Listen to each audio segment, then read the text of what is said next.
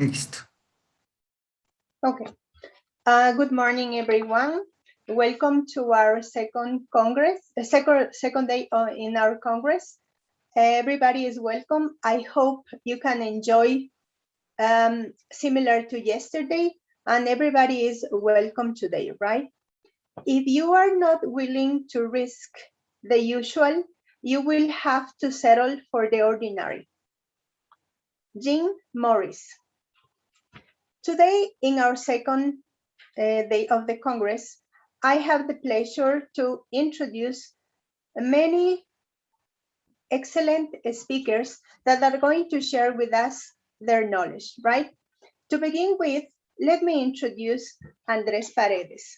I'm going to begin with his biodata, and then we are going to share different activities with him, right? We're going to share his knowledge.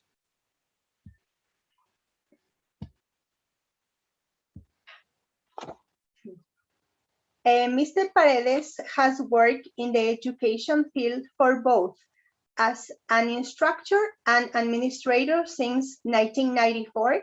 He is the co-author of the National EFL curriculum implemented by the Ecuadorian Ministry of Education since 2016.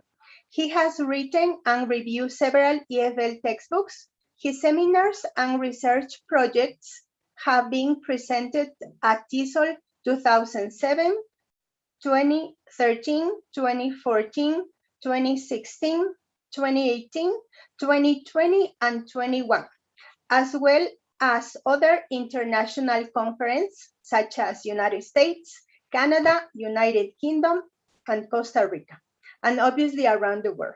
Welcome, dear Andres.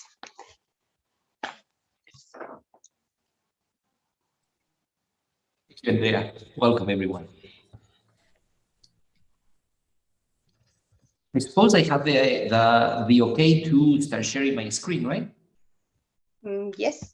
Super. So then I'm going to be sharing my screen. Welcome to this session, today's session. We're going to be talking a little bit about what has happened in these last 20 months in all the different trends and preferences that we have experienced, we're experiencing, and some projections that we have for the future. So I'm going to be sharing some data that I've been collecting, some data that I've been producing as well with you, just kind of like to put us in place, since it's been extremely hard as educators and producers of material to kind of like predict what's going to happen tomorrow. So that's what we're going to be doing right now. Please let me share my screen.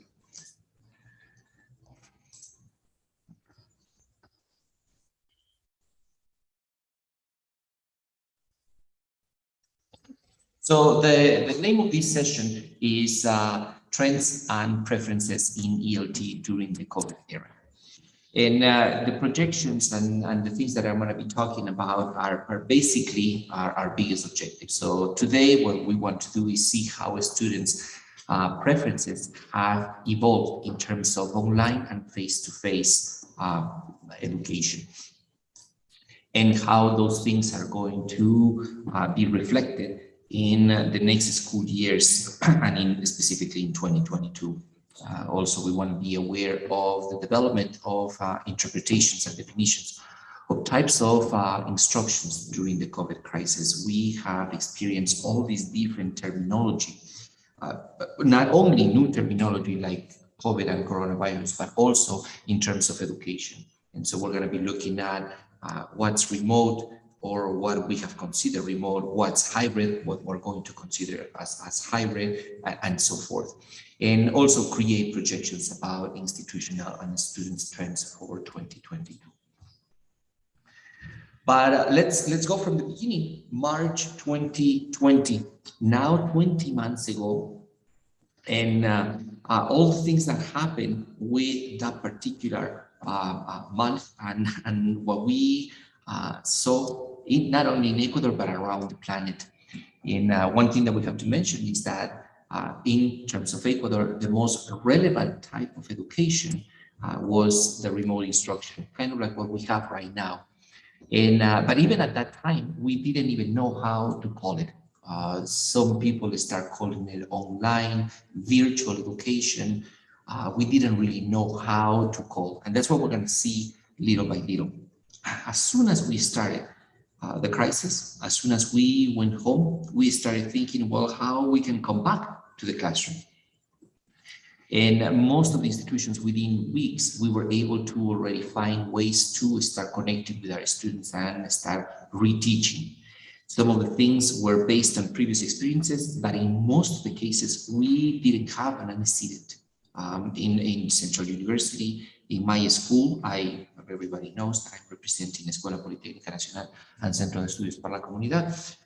We didn't have an antecedent in terms of, well, how do we teach English? How do we teach foreign languages under these particular circumstances? So we had different questions and issues that arose. The first one, what should we call what we do? And so we didn't really know, is this online, what we're going to be doing? Is this virtual, what we're going to be doing? Even in my institution, they came up with a name called live classes. And it sounds very attractive. It sounds very marketing close to whatever we want to show our students. But in reality, what we were offering and we're still offering was remote instruction. But we needed to define what was the difference between this new hybrid remote with these new components, the synchronous and the asynchronous components, differentiating with what we have had in the past, virtual, online, and face-to-face. We were also worried, especially in the academia, about the evolution of language and ELT per se. We know that language, linguistically speaking, language is evolving. We also know that education is evolving.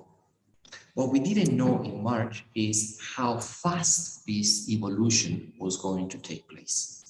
And so and basically what happened is that both things, language and education, just spent quickly. And we didn't really know where we were going to be thrown. If we were going to be going towards the same direction and we were going to go to the same normal that we had pre-pandemic. We still don't really know if that's going to be the new normal. At one point, this is towards the end of 2020, many people start saying, well, this is the new normal. And is it the new normal? We still don't know. But one thing that, linguistically speaking, is that we have advanced rapidly, and I'm going to be talking very, very soon about this evolution in terms of the language. And obviously, we will be talking about the evolution of education. But both things concerned us a lot as language teachers. Then the next point was, how do we, especially in terms of material writing, how do we redefine e-learning? And e-learning was, it was a term that kind of like came in the 80s, in the 1980s, then later on kind of like started evolving rapidly in the 90s, what we thought was rapidly, but nothing in comparison to what we have seen in these last 20 months. And another point that we're going to see, because it was a big, huge point, is what's hybrid education? We still don't have a clear definition. It's kind of like every single institution, every single school system, or every single school board is defining hybrid under their own characteristics. And up to a certain point, it's okay because it's hybrid. So it doesn't really necessarily is going to procreate 2.0 versions or 3.0 versions. It's going to kind of like stay there because it's just a hybrid. Then one thing that we also started thinking right from the beginning is what to expect. Is this going to last? And that was the first prediction. March 2020, we were sent home for a week. So then we were sending notes to our students saying, well, this week we're closing. We'll tell you, we'll let you know in a week. It's been 20 months And we're still, even if you read today's newspaper, we still don't know, are we all of us coming back to the classroom? Just part of us coming back to the classroom? Even this particular conference, the very first conference, I was in odontología, talking to all of you, in front of you, having a good time and having coffee after the session. And right now we're going to virtually have coffee after this session. But let's start talking about this evolution. So the first thing that we had to face was this rapid evolution of the language, adopting terminology. And in terms of our corpus, and we're managing corpus, our corpus in terms of language acquisition moved quickly. Just recently, it's probably about a month, exaggerating 3 months ago, between 3 and 1 month ago, Cambridge Dictionary published an article. And Cambridge University Press published the article about Cambridge Dictionary, to be proper. Basically talking about these new terms that have been added to the 2021 version of the dictionary. And I'm not going to go into all these different terms, but I'm going to point at that. And I'm also going to point at the fact that Google found Google International Search put as the top 3 items COVID, coronavirus, and pandemic as the most researched words for 2020. What has happened in the English classroom, on the other hand, when we talked about this new terminology added to dictionaries or being very, very popular, trendy in research engines like Google, is that our corpus has been modified. And so what happens is that words like COVID, coronavirus, which at one point were, and I'm going to go into the English teaching point. At one point, these words were C1, C2 vocabulary. Now they have gone down in the category to almost an A1 or almost a pre-A1 vocabulary. We can easily go to our segundo de básica students, primero de básica students, and talked about coronavirus and talked about COVID, and not necessarily need to explain what the translation is to Spanish. So we can easily find that that particular word that was considered a specific technical word for a C2 vocabulary, C1 vocabulary, coronavirus, now has moved like very quickly within weeks to now an A1 vocabulary.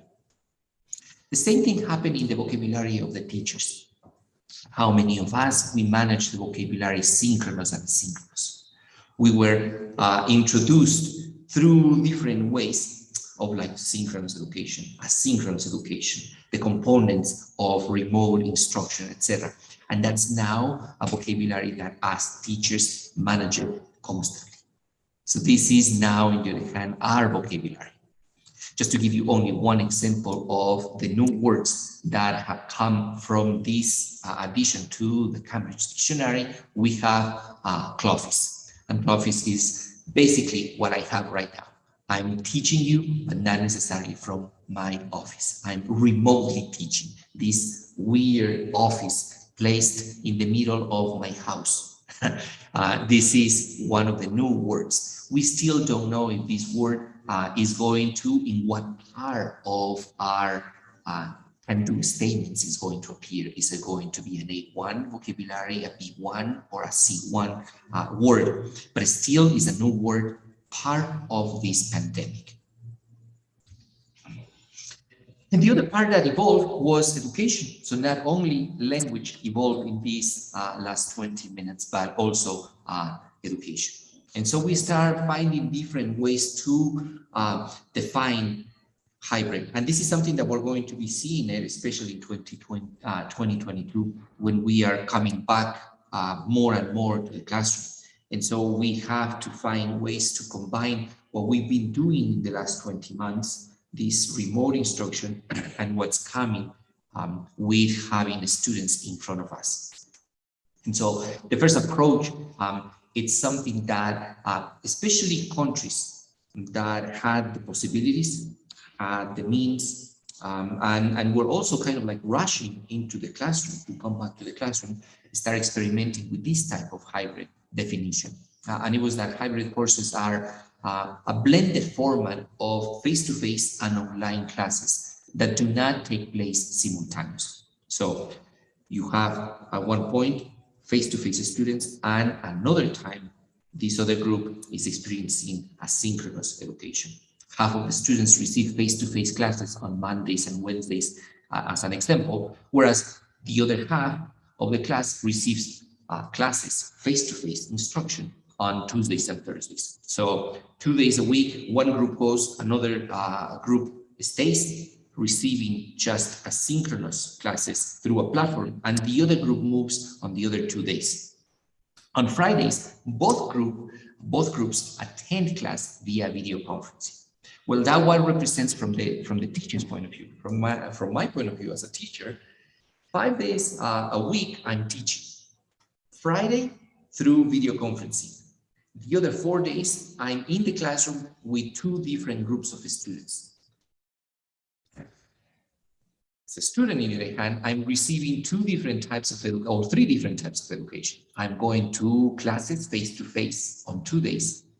I'm studying autonomously in front of a computer through a platform, LMS or whatever type of platform, 2 days a week. And the very last day of the week, Friday, in the other hand, I'm video conferencing with my classmates. This requires a lot of preparation from the teacher's point of view, because I'm working as a teacher with 3 different modalities. So synchronous, asynchronous, and also face-to-face. This is something that didn't really catch on in Ecuador, but it was very, and it's still very popular in many countries, including many school boards of the United States. The second interpretation of hybrid was a mixture of face-to-face and video conferencing classes. Classes or courses work with 2 groups of students simultaneously. One group goes to the school facilities face-to-face, and another group attends the same class synchronously online. And so as a teacher, I have my 2 groups in front of me. Some of them, I can see them, I can smell them, I can talk to them in person, and the other one is connected as we are connected online, simultaneously through a video conferencing. This is what now we're calling it concurrent teaching. And so this is the new term. We may end up calling concurrent teaching from now on. We don't really know, but in many cases, including, for example, my university's experience, that's the version of our hybrid. That's our interpretation of hybrid classroom. But it's basically the concurrent. And then the next one is, the next interpretation is basically taking the remote instruction version that we've been doing most of the time and calling it hybrid. It's kind of like this instruction is what most schools have been working within these last 20 months, and it requires these 2 components, the synchronous and the asynchronous. And in many cases, we are still calling it hybrid simply because it's not online and the virtual education per se, and is not actually face-to-face. So it's kind of like the child of these 2 versions that was rapidly born after the pandemic was announced.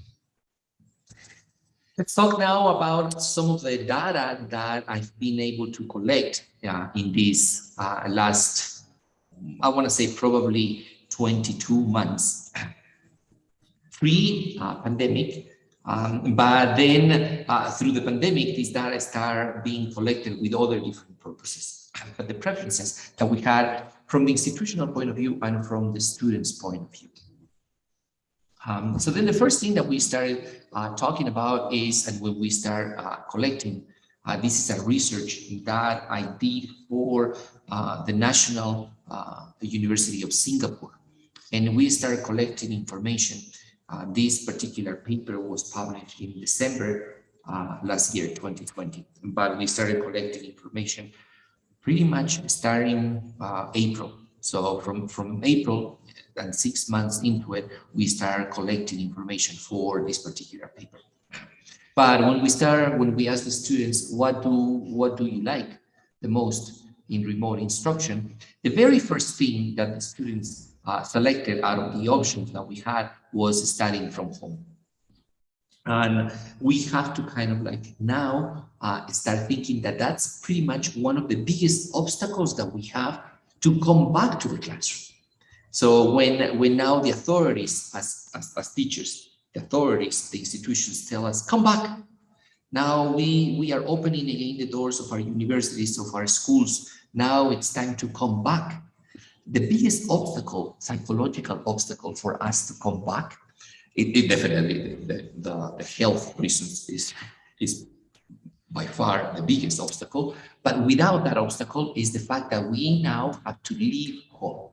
Now, these clothes that we've been working, sometimes in pajamas, sometimes with 2-3 different drinks in front of us, it has represented now, or is going to represent now, the biggest obstacle to come back to the classroom. Studying from home was the thing that students said they liked the most from remote instruction. And then the next two items were kind of like divided. Studying using a device, the novelty of now I'm in front of a computer or in front of my tablet or in front of my phone, and I can just easily connect to my classes. And the other one is studying independently. This is something that, especially in the case of Ecuadorian education, has not been explored that much. Autonomous learning is one of our deficits as educators in Ecuador, and as students in Ecuador too. But this is something that, in your hand, was channeled through this remote instruction. Now you are the one who has to turn on your computer, you are the one who has to log in, and you are the one kind of like who has to turn on your camera. And we're still struggling with the students not turning on their cameras, hiding behind their cameras. But this is something that we've been working little by little in this independent style. We also asked the students what they miss the most from the face-to-face courses. And the information that we got was very, very coherent to other studies. And I'm going to show you the information from other studies, from Cambridge Assessment, from other papers that I have been able to find. But what we found specifically here in Ecuador, obviously this research was not published in Ecuador, it was published in Asia, but from this document is that the thing that the students missed the most from face-to-face was being in person with the teacher. And all of the questions were related to this interaction. So all of them, they had to deal with being with their classmates, being in the classroom, and being with the teacher. But it tells us a lot of the interaction that we have with our students, because our students missed us. And I have to say, I missed my students a lot. Being with my students, interacting with my students, as I said, having a cup of coffee with my students. But our students also miss interaction with the teacher. And later on, when we start connecting the dots, we're going to see that it was not only being with the person, but being with the role of the teacher, being able to ask questions to the teacher, interact with the teacher, having that feedback that the teacher should provide. But this is something that helps us, and at the same time, kind of like motivate us. Many times we're like, well, I don't really know if I'm the only one who misses the students. Well, we found through this research that they also missed us. Through different information that I have been able to collect, different papers, different projects that I have encountered, I have been able to put together all these different, or put together this chart with all these different data. And so I have data that I collected, for example, from a paper that it was done for TESOL from 2016, pre-pandemic, obviously. Another one from June 2020, and another one in July, just recently, for 2021. And when we put together and we analyzed this information, basically, we were asking, and I've been asking the students in different scenarios, different times, but the same question. How do you feel you learn English better? In pre-pandemic, in 2016, there was basically no room for anything that it was not face-to-face. When we asked the students, how do you feel you learn English the best? And you had different options, independently, online, face-to-face. 94% of the students answer face-to-face. I want to go to a classroom and I want to be with classmates face-to-face to learn. And I think I'm going to learn the best in that way.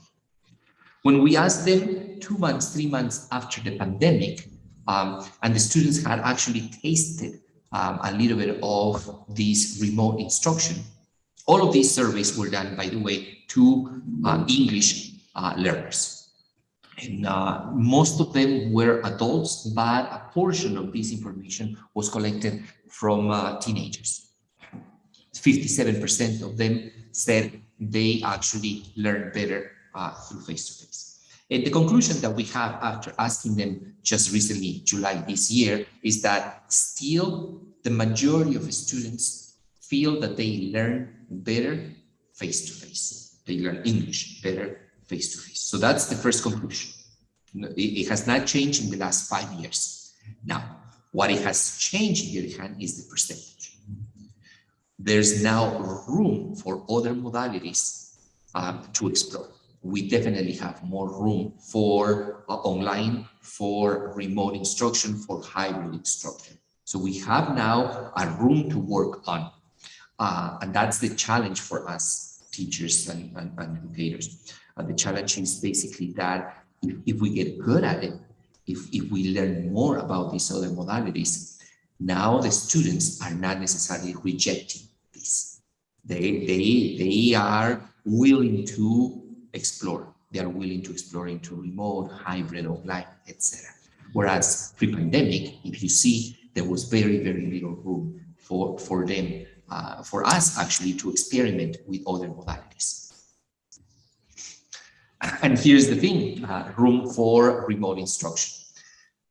This is something that I talked a little bit in a paper, in a blog that it was actually published by the Better Learning, a blog from Cambridge University Press. But basically, if we compare the information that we had from March 2019, I'm sorry, March 2016, here's a typo, from March 2016 to what we had in August 2021, we only had 5% of the students saying that remote instruction would be an option for them to learn English, whereas in July 2021, 35%. So there's, like I said, there's room for us to basically work under this particular field, at least to explore.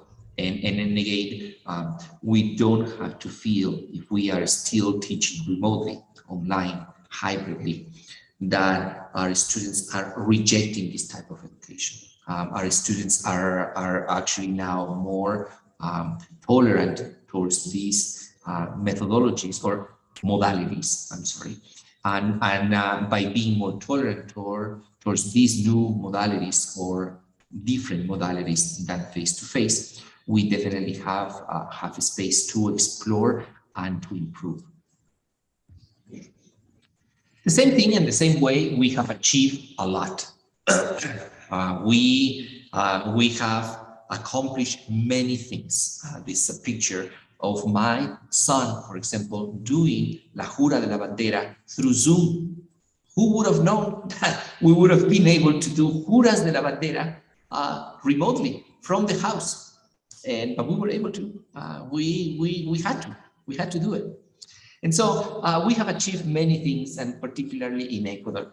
More than 3 million students have attended remotely courses in Ecuador since March 2020. And I know we have had tons of problems. We're still having tons of problems. Any minute, my signal is going to break because we're still having internet connection problems. What I have learned is that these problems are not only in Ecuador.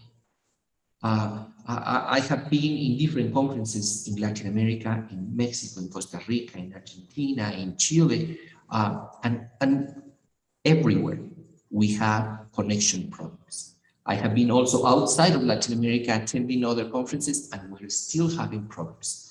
In August, I was in a conference in the United States, and even from the United States, we were having trouble in certain areas. So it's not necessarily that only the third world are experiencing problems. We're experiencing problems because this is a new time for education.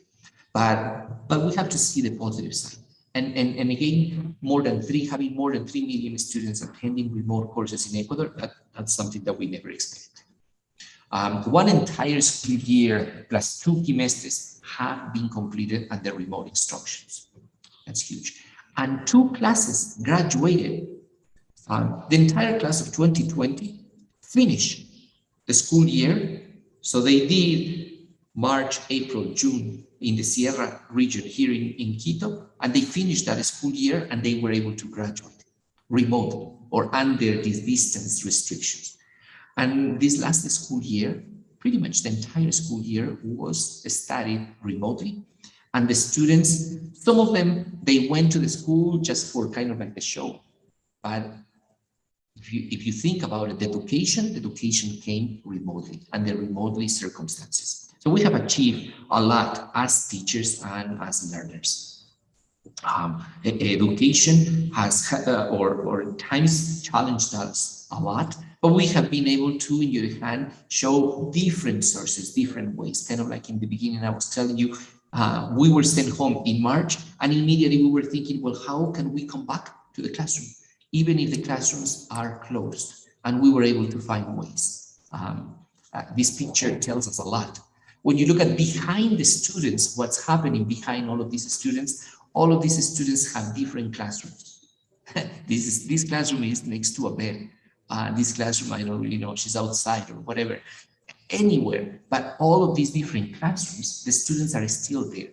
They have still been able to come to our classes. And so what's happening in the future? What can we say about the future?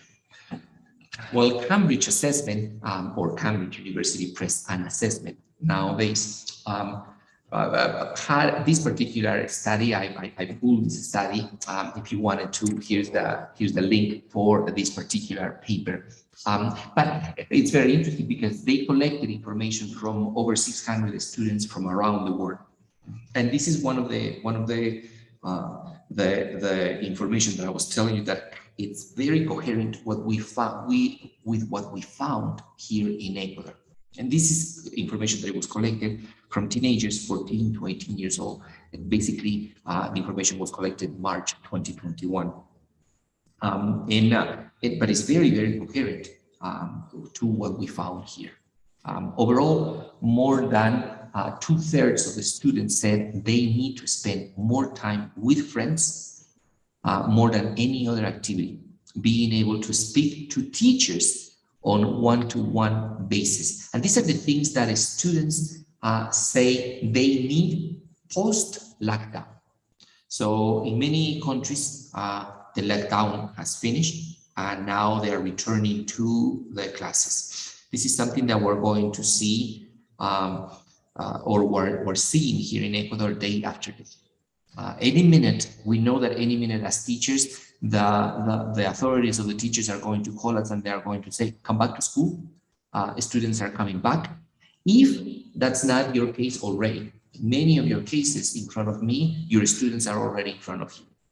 So then that's happening as we speak. And so this is the new reality, the post-lockdown reality. And we need to know that, again, most of our students, what they wanted to experience, they need after post-lockdown is the interaction with their friends, being able to speak to teachers on a one-to-one basis, having the opportunity to explore new ideas and interests are essential for their well-being post-lockdown. To kind of like contrast with the information that we were able to find here in Ecuador, in a project that I developed that is called Street View.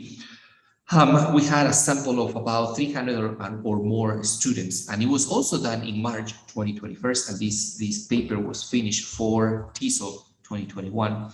But more than 50% of the survey students prefer to work in groups in class. So this is interesting because when we were asking the students, what do you want to have in the classroom? More than 50% of the students said, I want to work in groups more than individually.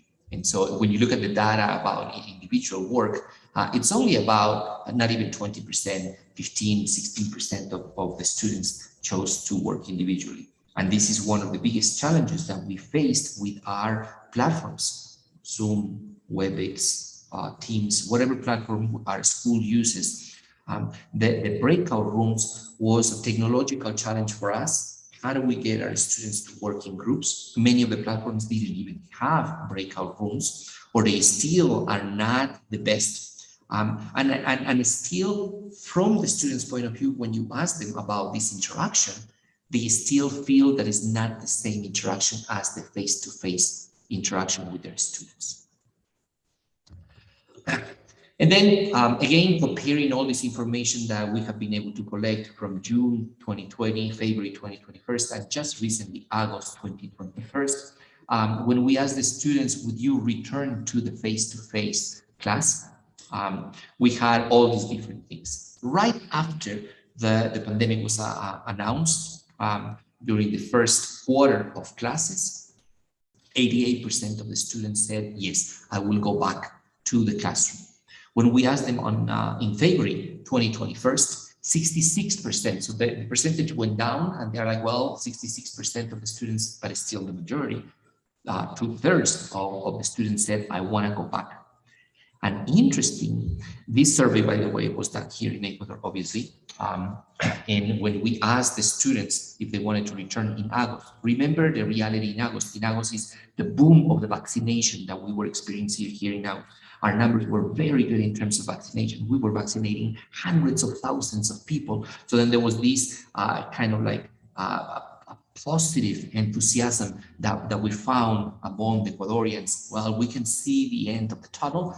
The percentage increased. So it went from 66 to 69% of the students saying that they will return to a face-to-face classroom.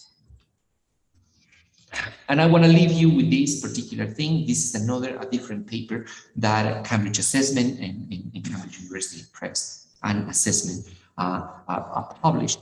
And they put together, these four people have put together a paper about the future of the school and basically what the future of the school will bring in 2040.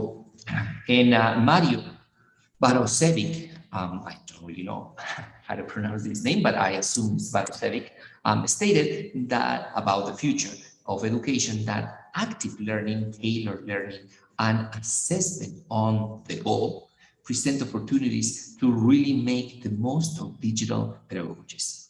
And so this is something that when we start looking from the educators' point of view, from the researchers' point of view, and from people who prepare material, this is something that we really have to pay attention. This assessment on the goal, this active learning and tailored learning. This is something that just the new devices have brought to us. Learning tailored to me, not to my institution, but to me. And an assessment to go on the go. Today, let's take a test. Tomorrow, let's just learn, etc. This is something that we need to pay attention because if it becomes a predominant trend, we as material, and you don't necessarily have to produce books to produce, but you produce your lesson plans. And as one producing the lesson plans, it tells us a lot because that pushes us more and more of personalization. We need to adapt the material that we get from whatever, from Oxford, from Cambridge, from Pearson, etc. We need to tailor it to our students, for our students to accept it. And this is something that students are looking for more and more nowadays, and especially in the future. Gisela Langer stated that the future of education will make use of technology, but will be shaped by curriculum changes like competence-based learning.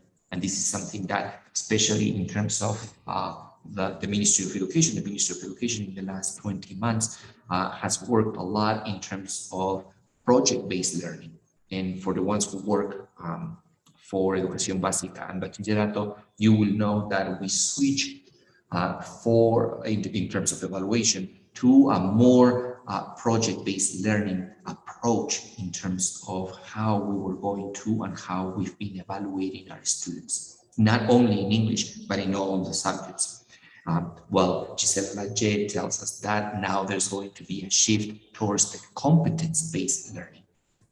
And so that's something that we'll need to prepare ourselves. What are these competences and competencies that we have to work on? And there's a huge paper about life competencies that is now, it's probably 5 years old out there. And then finally, Nick Pichi stated that connectivism will be a very important theory of learning going forward. So that's another part, another thing that we need to explore as educators and as learners. What's all this about? The active learning, the tailored learning, the competence-based learning, and connectivism. So I want to just to kind of like leave you with these three concepts for us to explore for the future of education. I want to thank you. It's been very, very nice for me to be. This is, I feel very welcome with all these familiar faces from Central University. Central University is always there for this particular Congress, second Congress, my second Congress too. I leave you there also with my email address. If you have questions, feel free to ask me. Feel free to ask the institution, obviously the Congress people, and they will be able to channel all your questions. Thank you so much. I'm going to stop sharing and obviously go back to you, Andrea, Andres, etc. Thank you so much, Andres. As always, your presentations are really exceptional, and we are very glad to be sharing with you, right? I be asking you for some questions if some of my colleagues have, or if you please let me ask you some questions related to your topic, right? One of my first concerns about your topic is related to this question. According to your experience, which countries do you think have been more affected with this lockdown in terms of learning? There's a study by UNESCO in which it kind of like shows you the curves of many different things that have happened during the lockdown. In Latin America in general is not as bad as other parts of the world. As a matter of fact, Latin America during certain months was a leading continent or region in terms of what was happening in terms of education. We didn't rush as it happened in many school boards in the United States, for example, to talk about the same continent in terms of returning to the classroom. But at the same time, looking at it from an internal point of view, it was not necessarily that we were very cautious. We just didn't have the resources to go back to the classroom. So if you put into perspective, we were not the best one. We were sometimes leading in terms of material and processes. And we were never the worst case scenario. However, in terms of resources, when you look at in your hand the resources that Latin America, we were unfortunately never in the top regions. The first world was always leading, and the second component after the first world, the developing countries that were leading were actually Asian countries. And when I had the opportunity to do the research with Singapore, obviously Singapore is a different area. It's a developed country, but when they were bringing data from that part of the world, of their developing countries, they were actually in better shape than us in terms of connectivity, in terms of devices per capita. So they were in better shape than us. We can always look behind us and say, well, but Africa was worse than us, and there are certain countries in Asia that were worse than us, but we were not, unfortunately, in terms of connectivity and devices. This is something that we still need to work. You work for a university, I work for a university, and our students still don't have access to even internet inside of the universities. Many of our students come and they have to use their personal data to connect to their platform. We can still not offer them. And we live in countries in which public education is predominant. Most of the university students come to public universities. So the public universities are the ones who have to offer enough resources for us.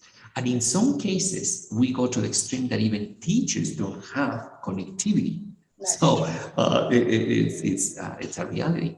Most of us connect with our personal computers, with our personal tablets, and with our personal phones. So then that's something that we still need to work. There's still a big deficit about that. Thank you so much, Andres. I have a couple of questions from my friends in the Zoom and in YouTube. Let me please ask you one for each one, and then that would be it. The first is from Edison Santa Cruz, and he says, which aspect of EFL has suffered the most?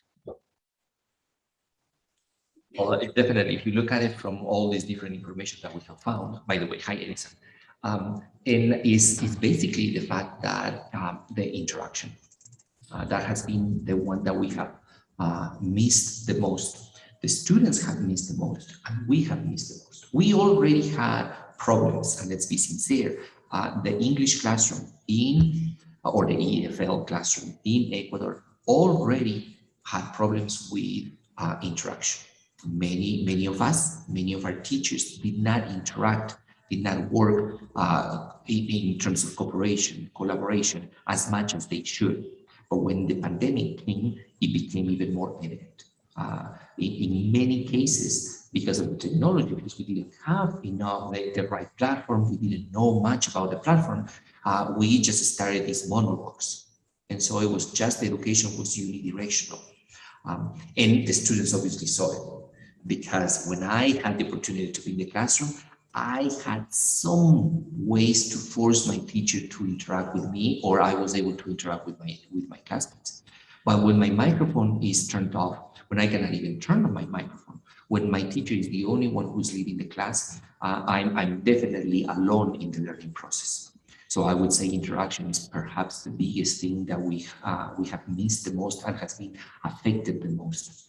Being language teachers, that means me being in a communication class, that's a gigantic aspect.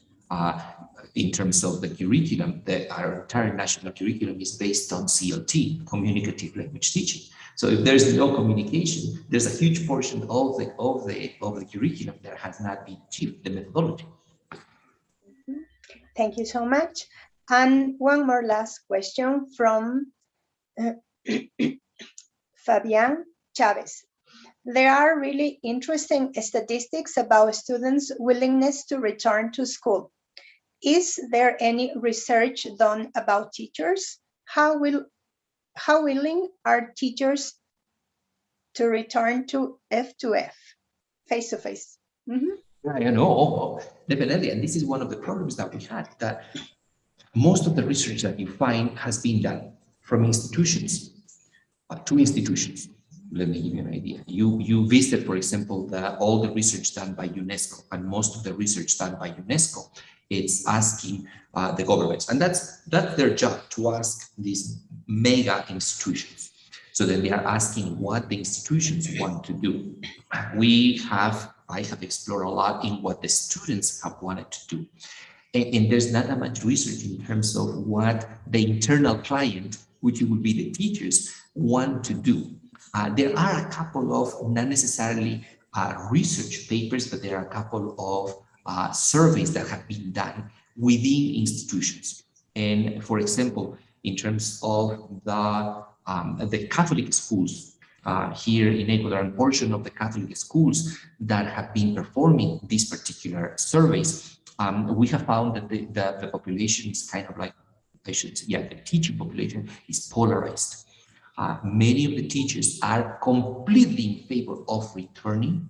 They feel that there's no other way but face-to-face to teach. And on the other hand, there's another population that feel that going back to the classroom will basically be a death sentence. I will die if I go back to the classroom. So they are not necessarily associating going back to the classroom with the teaching benefits, but on the other hand, with the health restrictions.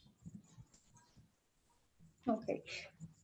Before we say goodbye to you, and I have so many questions from people in the chat. Let me say a reminder to say one last question, please. Don't forget the attendance. It is going to be until 9:30. And the last question to say goodbye. It is a shame because the topic is really trendy, and that is what we are living nowadays, right?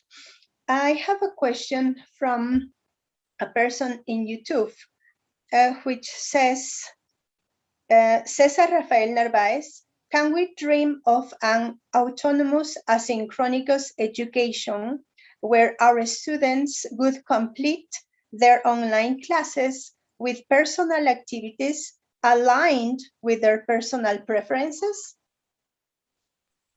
And that's always the goal.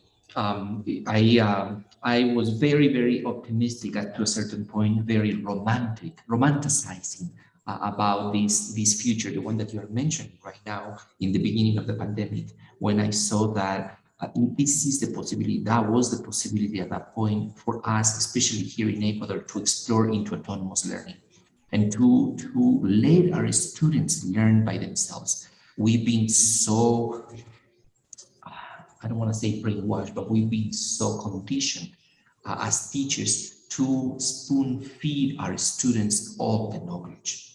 And so we feel that we're not doing our job if we're not necessarily telling our students what to do, telling them to open the book on a certain page, telling them to do this specific exercise, telling them. And I found in March last year that it was our opportunity to let go of our students, kind of like our parents. Let go, just live by yourself, get into your own apartment and do what you have to do. And this is the beginning of it. I think we have done many of it. I think many of our students have learned, as I said, to log in by themselves, to open their books by themselves, and to check by themselves. We still have to work on, especially when we return to our classes. And this is a constant goal. It's not necessarily that we can say, oh, this particular country in this part of the world has achieved autonomous learning. They are in better, they have a better reality than us, but it's not necessarily that everybody in that particular education system is studying and is learning autonomously. They are still struggling with. This is a human thing. There are days, even us, that we feel, okay, well, I'm going to just open whatever resources that I have and I'm going to learn. And there are other times that I just feel, no, it's not my day. I cannot. Just tell me what I have to do. and this is just, even in a relationship, some days you are the leader of the relationship and sometimes you just say, no, just tell me, what's my schedule, what's my agenda? Absolutely true, my dear Andres, absolutely true. And let me say something that is facing our reality in terms of being mothers, right? It is so frustrating sometimes, right? When you are in a room that now it is your classroom, right? And you have so many things around you and you cannot do anything but to be and try to be self-centered in all the things that you need to do. You have to check your children, you have to see what you have to plan and all the things they come at once, right? And then you get frustrated because that is not the way you teach, right? And the only objective that we as teachers have is to get into our students, right? And that interaction is that we need, the one that you said, right? So in conclusion, I think that interaction plays a very important role in our daily learning process, right? Both as teacher and teachers and students, right? Because if we are people, we're humans, and we need that connection to have a nice process of learning, as I said before. It was very nice to have you here, dear Andres, and hope to see you soon, right? Thank you so much. To all of you, you are a great team. Thank you so much. And Andrea, you just have then an assignment. You have to start writing an article, a blog, a paper about your experiences during this time as a mother and as a teacher. And so those two roles, and then you just have a nice paper. You have to start writing that paper. Thank you so much. Thank you to everybody. Thank you so Bye-bye. much. Thank you so much.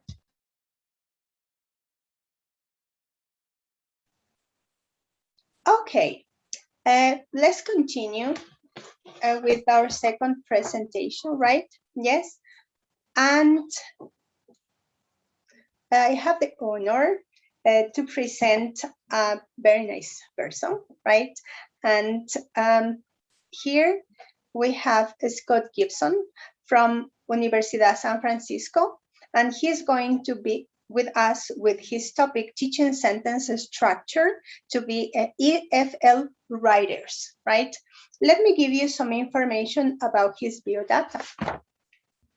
Scott is the director of the School of Languages and Literature at San Francisco University in Quito. He is also the director of the master's degree in English language teaching. Before arriving Ecuador in 2015, he was a professor at Wake Forest University and Guilford College in the United States. He earned his PhD from the University of North Carolina at Greensboro and his master's degree from Bucknell University. Currently, Scott teaches courses in language acquisition, writing teacher, and African American literature. His publications are in academic journals such as Studies in the American Short Story, the Canadian Review of Comparative Literature, among others. Let's welcome, please, I'm sorry, I didn't share them. His presentation. I already did it, right? Andre, don't worry. Yes. Please, let's welcome Steve.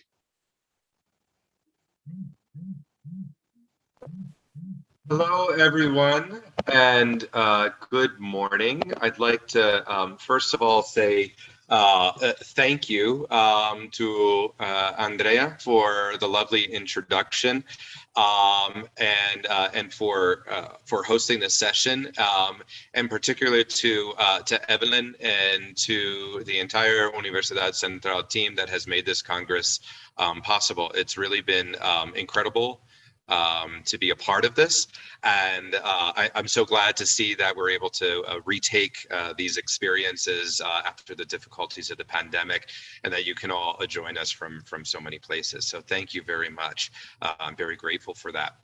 As Andrea had mentioned, I would like to talk about something that's very, very hands-on, very practical today for those of us who are teachers, but also for audience members who are perhaps not active teachers right now, but nonetheless are English as second language speakers, and perhaps you may see something of your own English language use in this presentation. So I think it's helpful on both of those fronts.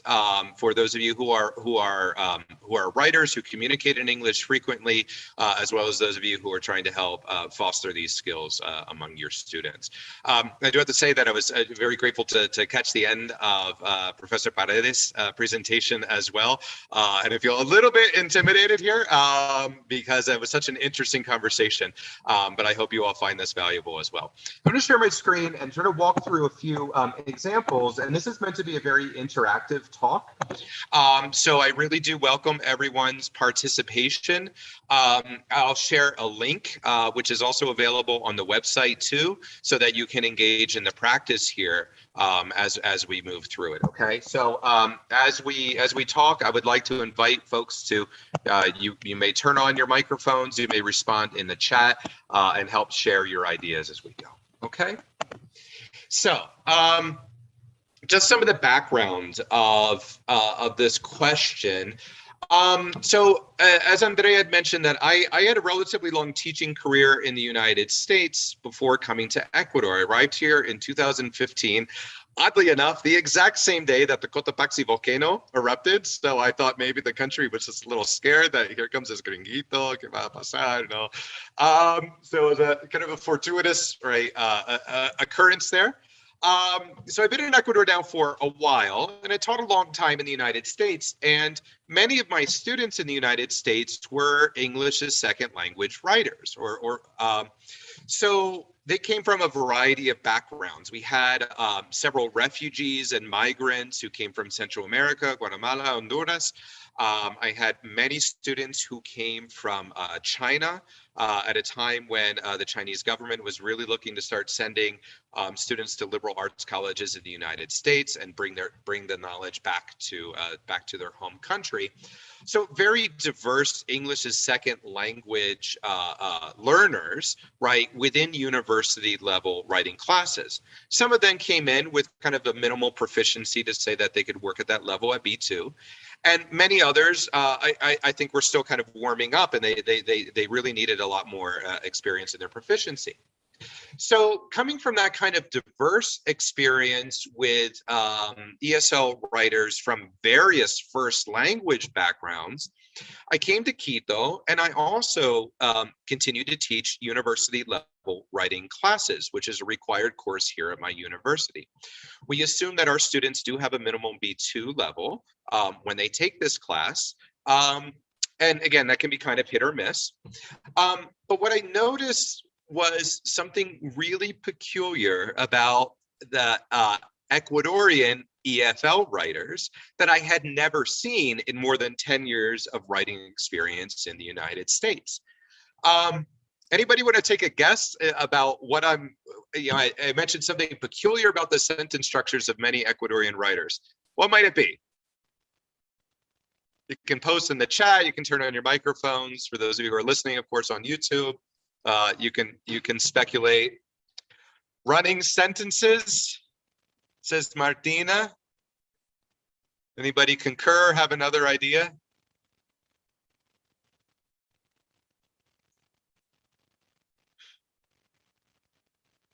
Probably we don't get to the point. Okay. So these are probably they're not exactly the same, but related issues, right? So if we think about kind of typical Spanish sentence construction, I see run-ons, writes Evelyn. L1 interference, this is going to be an important idea for us to come up. Bad use of punctuation, writing too long of sentences. You're all exactly on the right track, is that I see English sentences by Ecuadorian EFL writers, they just don't end, right? So we might call these run-on sentences. The examples that we're going to use today are going to be focused on one particular kind of repeating error, which are comma splices. But you're all within the same realm of conversation here. Bad use of punctuation, we'll talk about what that means. So you're writing true long sentences well, correct punctuation. The idea that we don't get to the point is kind of interesting. Now that comes down to stylistics, right? That in Spanish writing, we also often have a lot of subordinate clauses leading up then to a main clause, right? Where we'll arrive at the main idea. So these are related as the incomplete sentences as well.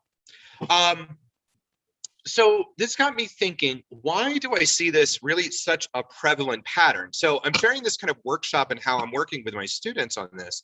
Also thinking about what's the research potential here to kind of understand differences, right? And these tendencies among Ecuadorian native Spanish speakers and what happens with their English sentence construction. So I'm going to share one example with you from a student. And I think you can already see exactly what many of you have intuitively identified. I noticed that in a job that I had to do, the teacher asked me if I was going to continue in the class because I had missed an interview with another university. I answered that it was because of a problem of connection, but that I would be there. For this, I had to write down my data, but upon reviewing them on the page, I realized my part. Now, what do you hear happening? I'm starting to run out of breath, right? Stop, I have to catch my breath. At what point, right, do we say, okay, we need a pause, we need something significant? So this is just one of many very common, right, kind of sentence constructions that I see in academic writing at the university. So it goes on and on and on, and then we have to start to wonder, all right, well, why? How can we explain this prolific pattern in these interminable sentence constructions in a way that can actually help us kind of be instructive to students to help them be able to identify these patterns and start more independently identifying and being able to adjust, right, accordingly to be more effective writers in English. Would anybody like to take a guess? How could we explain these patterns? I see one possible explanation from Boris, who says L1 interference. Other possible explanations? How could we say why students don't know when to end their sentences?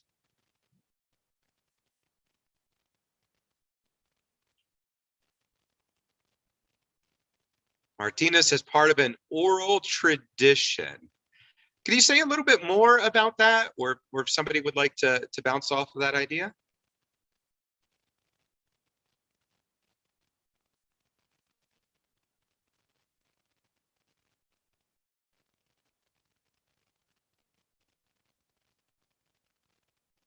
They write the way they speak. Thank you. I think that's a good way to put it. So that their sentence structures, their use of punctuation, in some way may be intended to, or well, not intended necessarily, could also unconsciously reflect the way they structure their ideas through oral communication, right, in their native language. Nico makes a very interesting point. They don't read enough. And there's a lot to be said about the relationship between reading competency and writing skills. So I'm not sure how much we can get into that today, but I think that's a good thought. Evelyn writes their thinking process. Christian says we like to talk a lot, the same in writing. Okay. What do we mean by thinking process?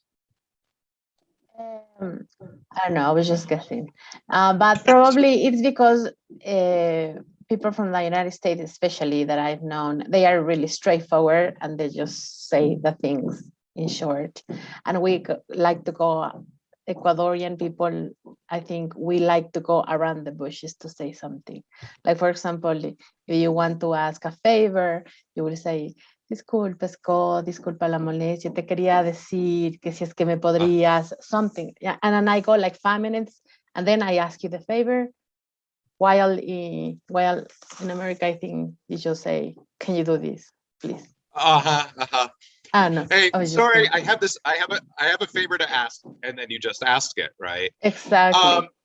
So it could be part of that, and I think when you describe thinking process, we could also be talking about psycholinguistic processes as well, right? How are second language learners processing the relationship between the ideas that they're expressing, and then how does that ultimately get reflected in the written output, right? As well. I see more comments, I think, that are connected to what Evelyn has just explained. Fabian writes, perhaps culture. culturally, writing might not be as appreciated as oral communication, though I think there's much to be said there as well. Matter of culture, we like to talk a lot. Our mother language interference, good. There's a different concept of time as the basis as well. Interesting.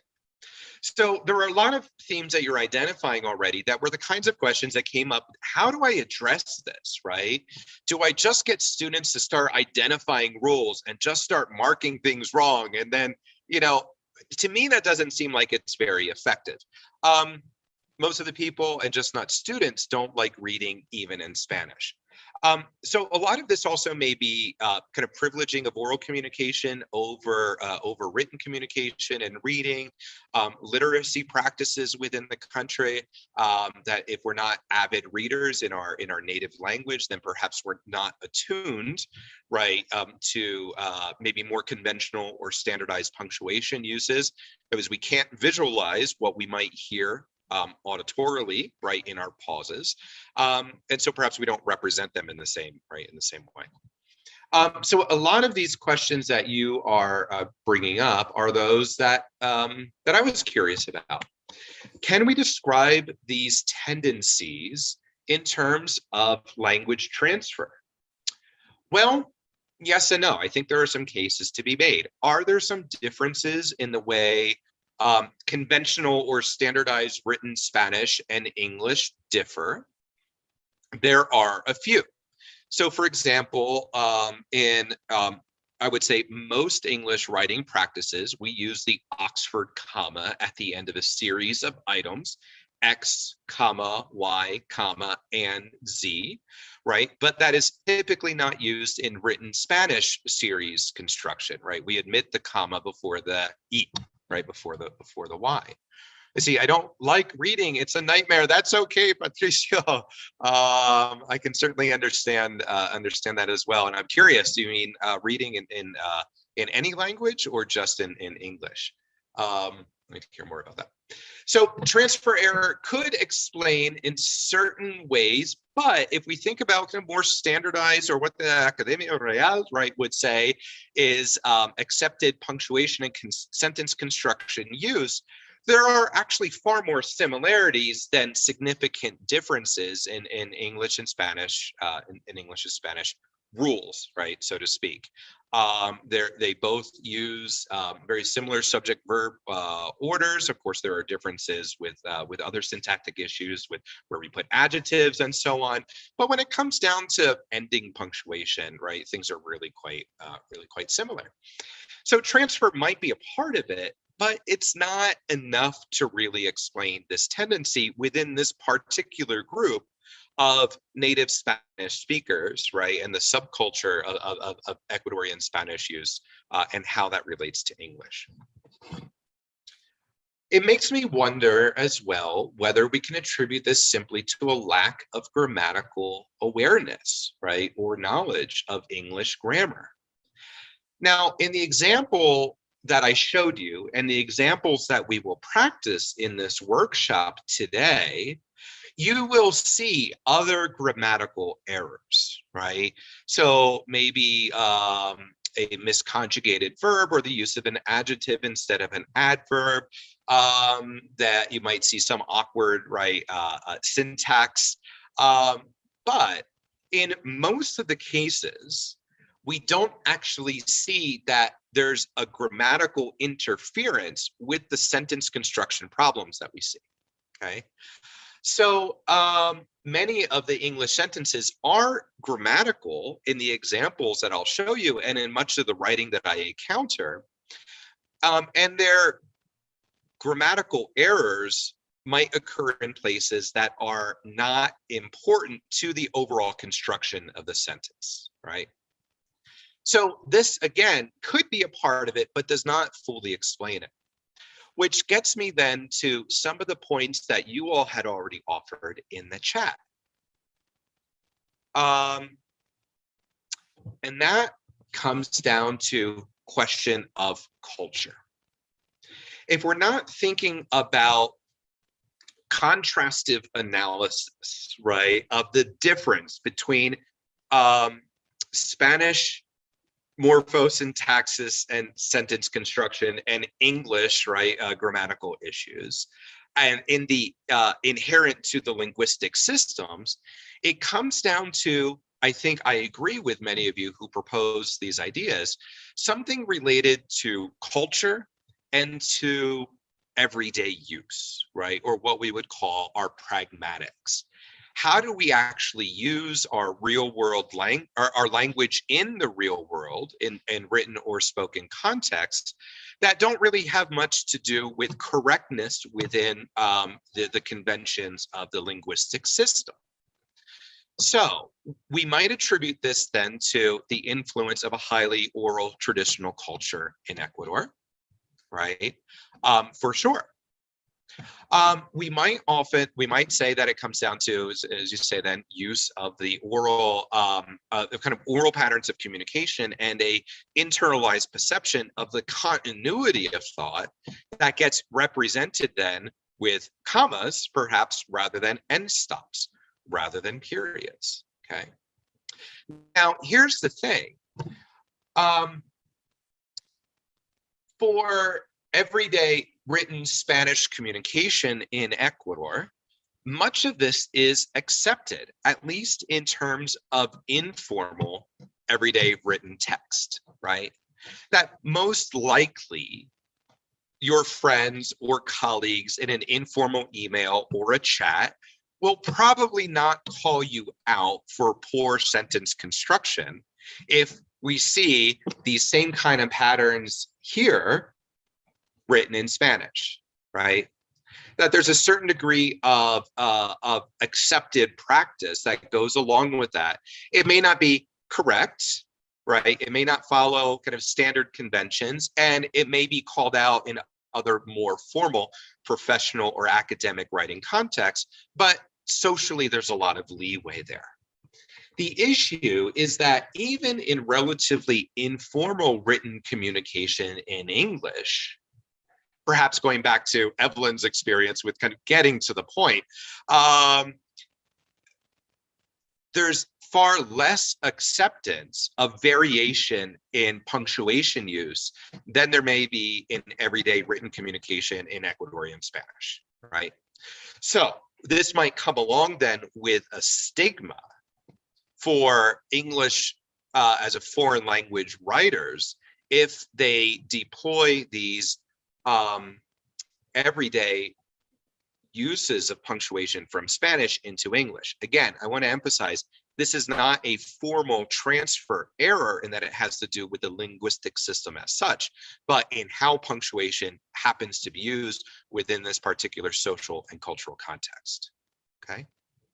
So keeping this in mind, again, kind of thinking about this from a very practical pedagogical side of things, how can I help simplify some of the most important patterns for English punctuation use to help students avoid some of the stigma, right, that might come along with it that might not affect them as much in their native language? So I hope you'll pardon me. I told Evelyn a little bit about my silly sense of humor here, and she was a little bit worried, but don't worry, there's nothing too crazy here.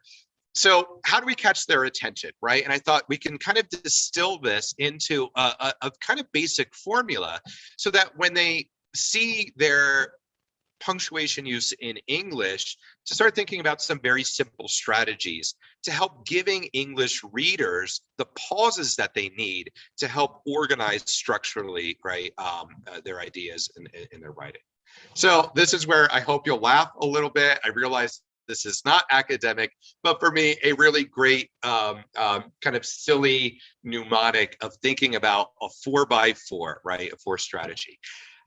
In English, we have 4 very basic sentence types, and we can, with the exception perhaps of intentional use of sentence fragments or imperatives, distill most English declarative sentences that you would find in expository writing down into 4 very basic patterns, okay? And I'll make sure that we refresh on those, again, with some silly examples so that you have an idea of what I'm talking about.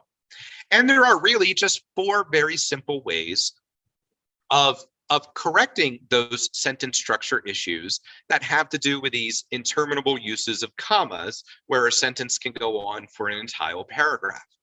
So if students can kind of focus in on these very four basic constructions, right, it should be pretty easy to pinpoint and start identifying, according to their purpose, according to their intention. Again, thinking about the pragmatics of their use of English, what do they want to convey? What are the best ways of conveying it? Rather than just saying, here are the rules. This is how we follow the rules, all right? So a quick review, 4 types of sentences, and I like to use a little example from the musician Bob Marley. If you're familiar with the song, I Shot the Sheriff, you can start singing along as you go. So I'd like you all to help me out here to make sure we're on the same page before we go into our practice, okay? So a simple sentence means there's one independent clause. Can somebody help identify, again, this is review, I'm sure most of us are on the same page here, but for those who are not, or who are maybe newer to English teaching or are still practicing your own English sentence constructions, this could be a good review. So let's help each other out here. Why is this a simple sentence with one subject and verb pair? What's the subject and verb?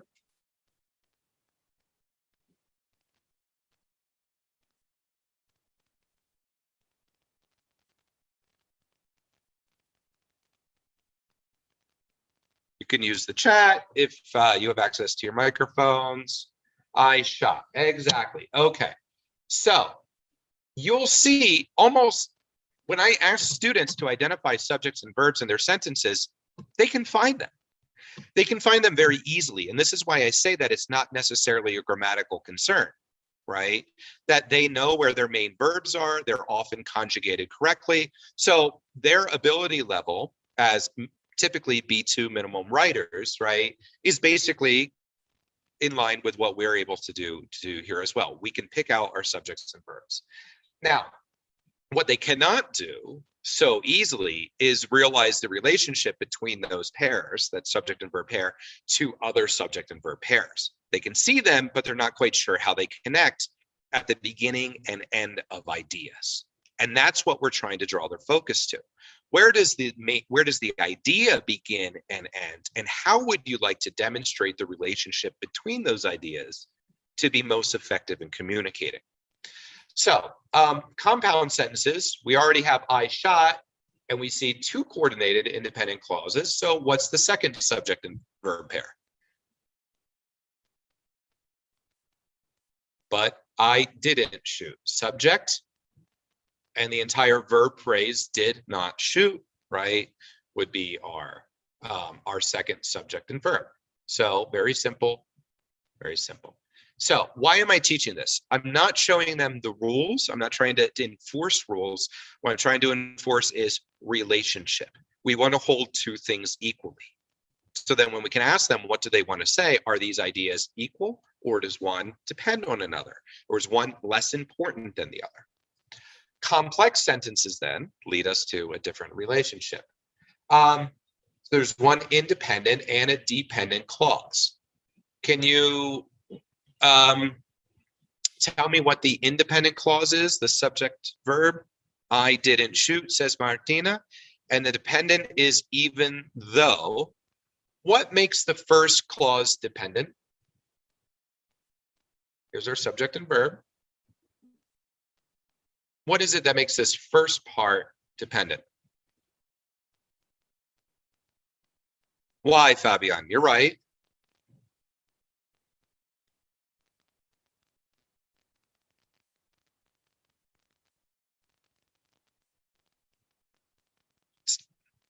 The subordinating conjunction, exactly. Right. So even those signals to us that the relationship depends on on that contrast with what follows later on. Okay. And again, most students, occasionally they write sentence fragments, but they're relatively few and far between.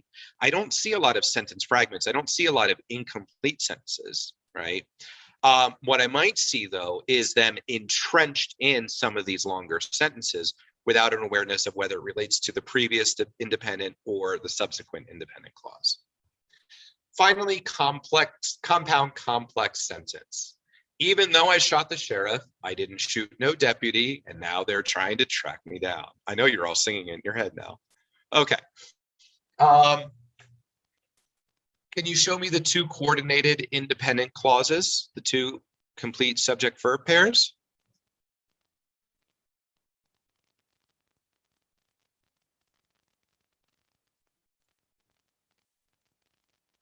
Patricio says, even though, Patricio, even though I shot the sheriff, is that dependent or independent? Fabian says, I didn't shoot, and they are trying. There we go.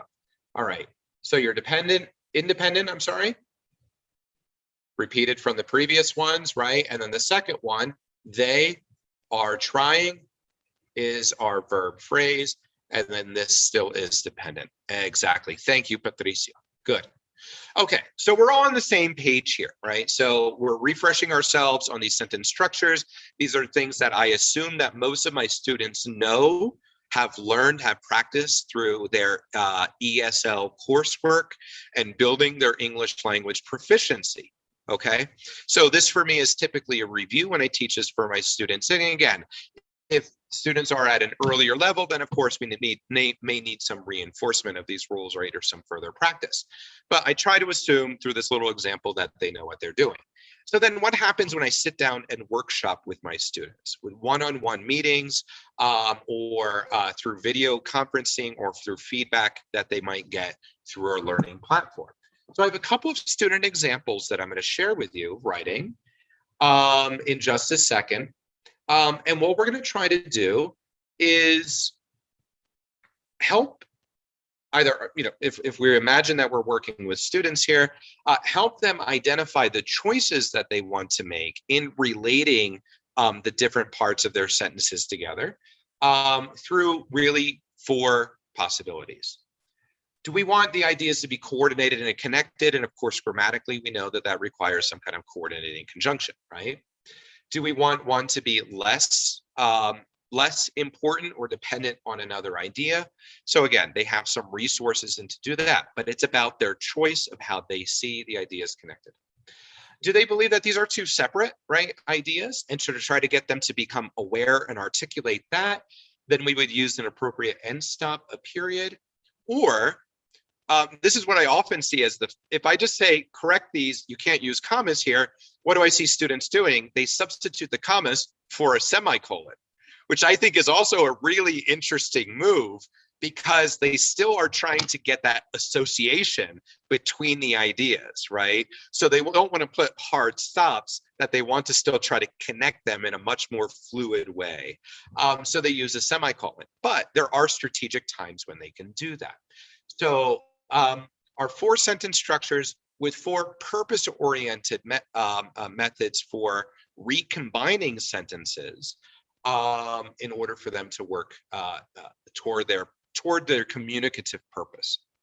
I should also say there's a fascinating short story by the writer Jamaica Kincaid called Girl. And the short story is just 1 sentence. So before I have students start working on their own writing, I actually give them Jamaica Kincaid short story. It's only about 400 words, but like I said, it's all 1 sentence. I take out all of the punctuation. So we do a little bit of a review of sentence structures. I make them restructure her short story, dividing sentences, as kind of a practice to create some awareness and then go into their own writing, okay? So the one that we're going to focus on in these examples is just going to be a comma splice, but you've already identified the major sentence structure errors. Run-ons and comma splices, basically the difference, run-on being a lack of any punctuation versus a comma splice being the use of a comma where there should be some kind of end stop or a semicolon to indicate the separation of independent clauses. Okay.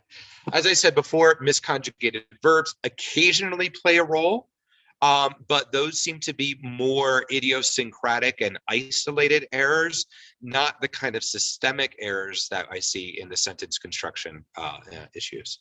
Okay. So I'm going to share with you right now, you can You can do this activity on your phone if you want to scan the QR code, or you can open up a browser on your computer and split the window.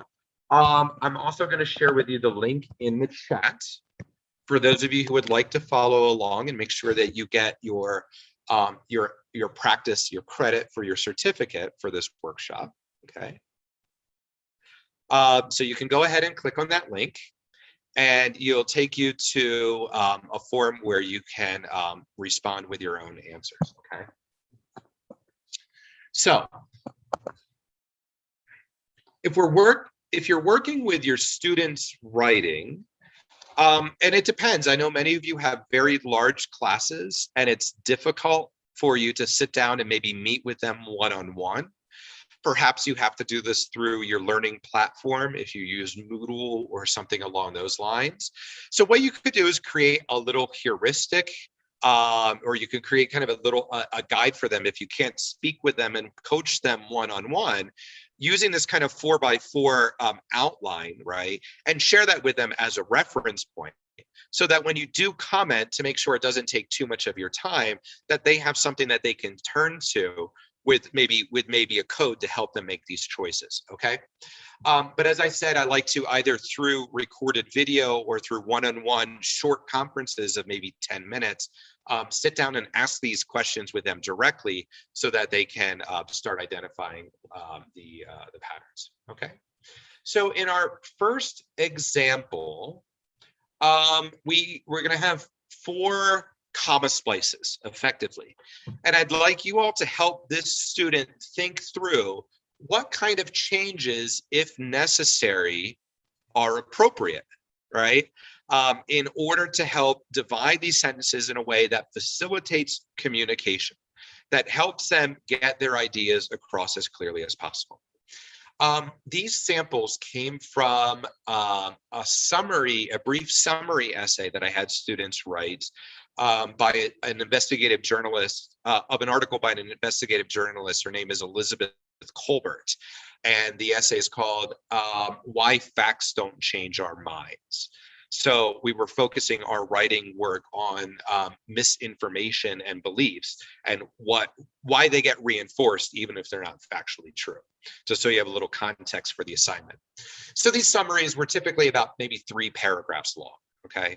And the samples I've taken them from are effectively just, those 3 paragraphs of just being 3 run-on sentences, the way you see here. Okay. So let's read through, and I'd like us to share ideas about what we think are the best way to make these revisions. And I'm going to, do you all have access? Can you get into the shared form, the Microsoft form? Give me some acknowledgement if you can get in there. So you can do the practice with us. Daniela says no, the link is not open. Okay, Evelyn, Freddie told me that he deactivated the link before because people were starting to fill it before the workshop, and it says it's not accepting responses. I asked him about this, and he says it's been habilitado.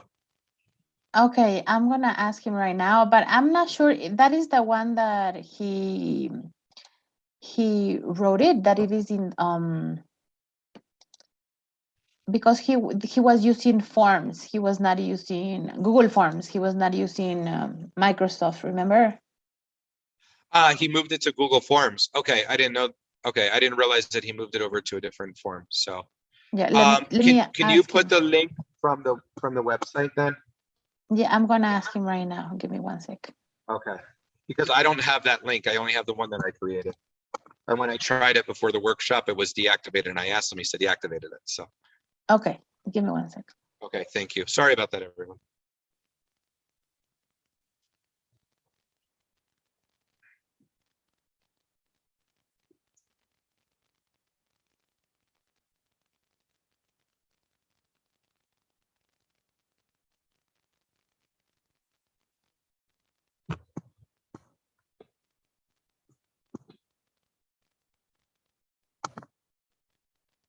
Edgar said, yeah, it's not working either. Okay.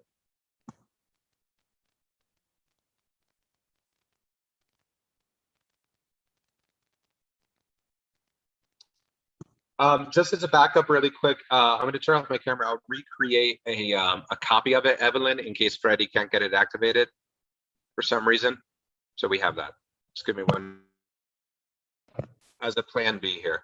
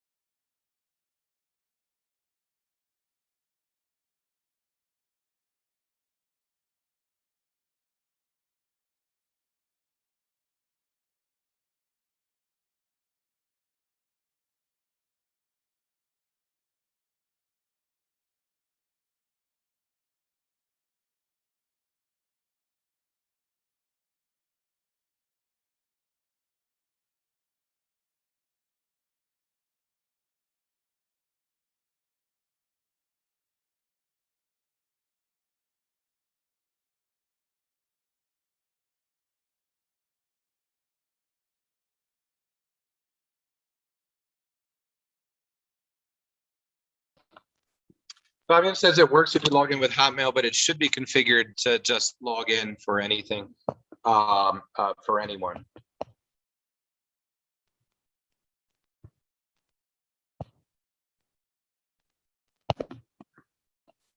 Yeah, that is exactly what Freddie just said. But I cannot access. Okay, now I can access. Yes. So can you all try again? Ah, yes, thank you. Okay. All right, great. Wonderful. Thank you so much. Thank you, Evelyn and Freddie. It looked like it should have been working fine. So you'll be able to see in that form so that you can follow along that each letter will be highlighted as we go through this activity together. So that's where you can answer with your responses. So I'll read through this, and as we stop at each one, I'd like you to give us an idea about what you think the student's intention should be, right? At first, if it needs a revision, and then what do you think is the best way to help facilitate the idea? We're not going to worry about other grammar mistakes or lack of clarity and so on. We're just kind of focusing on these issues. I see Martina wrote, people tend to follow ideas given by political or social leaders regardless of their, okay. Oh, okay. Looks like Martina has restructured much of what's written there. Okay, yeah, good. Let's go one at a time and see if we can and see what kind of options we come up with. There are people who follow an idea, usually given by political or social leaders, that regardless of whether it is true or false, they follow it unquestionably because it's the human nature that always try to avoid cognitive dissonance. All right, we're not going to go on to B. Let's just start here. So first, is there any problem with the sentence structure here, the use of the comma in joining these two clauses? Do you think it's a comma splice, or do you think it's okay the way it is?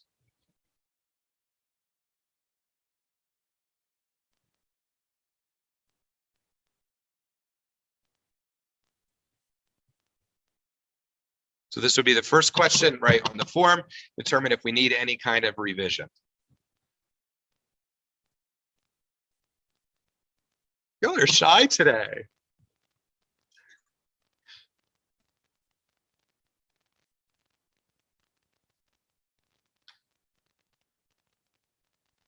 So is this a comma splice? Or is it okay?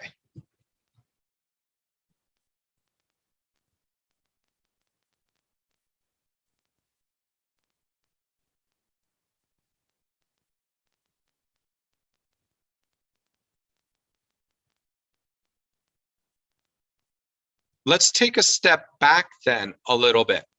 Okay, if we're not sure how to answer that question, because this is it is a tricky sentence, right? We should go back. Rocio says okay.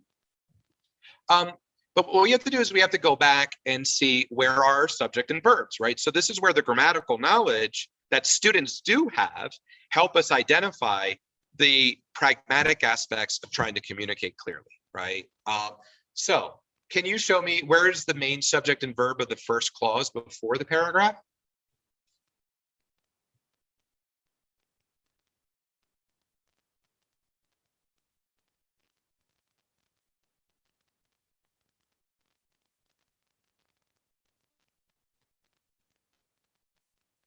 There are, right. So we have an expletive subject verb structure. There is just a placeholder, right? It provides no content. So we have our subject and verb. And what about in the second one?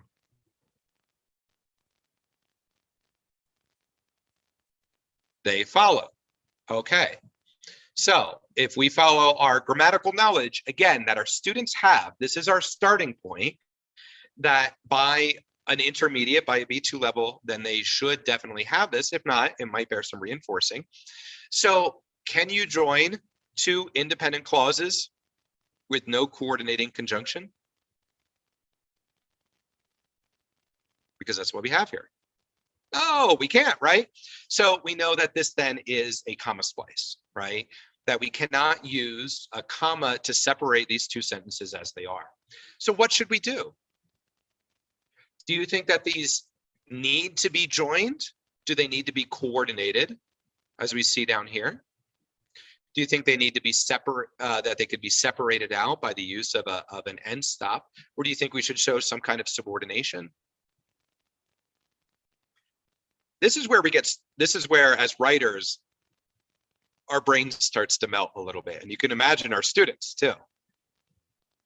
What is the best way to communicate the idea, and how does our punctuation help facilitate that?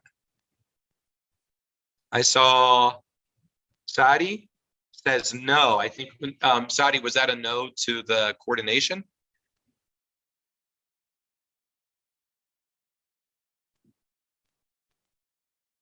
You could use a semicolon. All right, we could, but the question then, is it necessary to associate these? Here's my point. There's no one correct way to revise these sentences. You can put a semicolon, but a semicolon works kind of like a period, but it shows association. So you could do that, or you could use a period, and both of these are acceptable depending on whether we want to show separation or association. So if whatever you choose there, fine, let me take that. All right, we'll accept it. Is that all we need to do? Or do we need to do any restructuring of one of these clauses? I'm going to go back to Martina, who restructured the entire sentence already.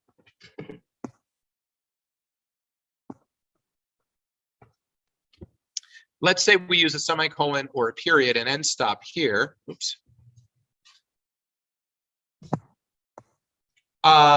Then we can go to, we have to read the first sentence again. There are people who follow an idea, usually given by political or social leaders, that regardless of whether it is true or false.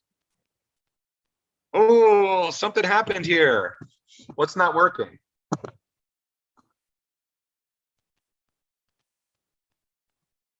We need a subordinator. We do have a subordinate clause at the end here, right? That regardless of whether it's true or false, but that actually sets up the next clause, right?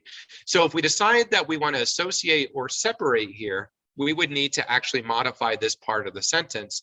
And maybe what we could do is take out, they follow an idea usually given by political or social leaders, whether it is true or false, or just take that out entirely. That perhaps the same idea could be communicated in fewer words, right? So what we're trying to do is take, this is a relatively simple idea with an overly complex structure, right? So students can think about what the most essential aspect of this is, and then perhaps cut out part of it. You could also go further. Catherine says fragment, right? This ending subordinate clause, it just hangs there, right? It just dangles. So we could eliminate some of that, or as somebody had said, we could also subordinate and connect, right? The next part. Let's leave this the way it is and try B, okay? They follow it unquestionably because it's the human. We know that that's not correct, right? We don't need an article there because, and this should be an apostrophe, yes, but that's fine. They follow it unquestionably because it's the human nature that always try, also not conjugated, to avoid cognitive dissonance, comma, caused by the conflict. Let's try subordination this time. Let's keep the comma because this part, it's expressing a cause-effect relationship. So there's no reason for us to separate the ideas because the idea itself depends on the two parts, right? The cause and the effect. So how could we subordinate B?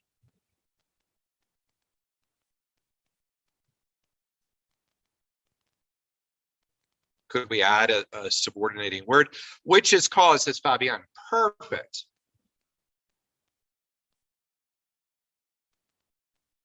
Which is cause shows the second clause then to be subordinate to the first, right? And what causes cognitive dissonance? That which follows. Two incompatible ideas in a person. Good. Thank you, Fabian. Extra points. All right. What should we do here? Which is caused by the conflict that occurs by containing two incompatible ideas in a person. The tendency of the human being, do you think that this requires us to continue the thought, or do you think it requires us to separate? Martina says full stop. Catherine says full stop. I wholeheartedly agree, right? We already have this complex sentence that came before. It's already quite long, and it would be even worse if we use a semicolon there. So this makes perfect sense to see a new idea manifest right here. The tendency of the human being, again, we wouldn't need an article. We could say collectively human beings, is always going to be ignore the evidence that contradicts his beliefs. Even more if these beliefs are part of the person and his way of perceiving the world. What do we do for D? All right, Martina offers a really good suggestion. Using a comma and then leaving this as subordinate because you have an if, and then just modifying that with the adverb, particularly, right, or particularly when. I really love those examples or those possibilities. I think they're a bit more precise and it shows that dependence very clearly. You could also say, so let's use that, particularly when. I think that's perfect. Or you could even say if the goal is emphasis, another way of giving emphasis is say even more so, right? That shows the contrast. So either one of these would be perfectly fine. There's nothing inherently wrong with the comma here, right? It would just be kind of clarifying the subordinate relationship in the second part.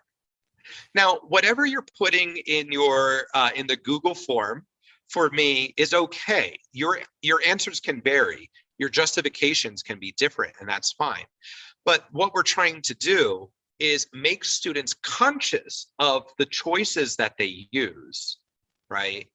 Not necessarily because it just fulfills a rule, but that they understand why they want to divide their sentences in this particular way. Going back to the earlier part of our conversation, I think it's pretty clear that this kind of unconscious, the stream of thought, writing the way we speak, right, lacks a certain kind of meta awareness of what punctuation does as a way of actually controlling the reader too. So we're not actually talking about output, but we're getting the student to start thinking about the way their punctuation guides the input for their readers. Guides them to say, here's the separation of an idea. Here's where you focus your attention, right? And all of these, if we're talking about second language readers, are absolutely critical then for second language reader comprehension, right? So we know that issues of focus and attention can be guided by grammatical structures, can be guided by sentence structures, right? What do we find in most prominent places structured within the sentence, such as subject and verb phrases? So you're actually then contributing not just to the student's writing ability, but to their readers' comprehensibility when they share their work if you do peer review with other students. All right, I have one more example. This one's a little bit shorter. It's the same essay project, the summary of why facts don't change our mind. And let's see what ideas you come up with. I'll be a little more passive in giving suggestions this time. False facts have insufficient evidence. Many people believe them and hold on to that information and turns it into truth. First of all, the question is this a comma splice, right? Or does it follow English punctuation conventions? It's okay.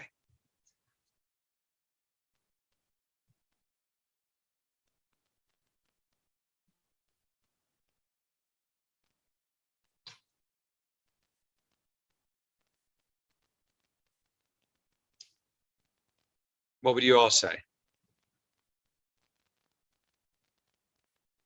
If you're not sure, go back to your foundational grammatical knowledge, right?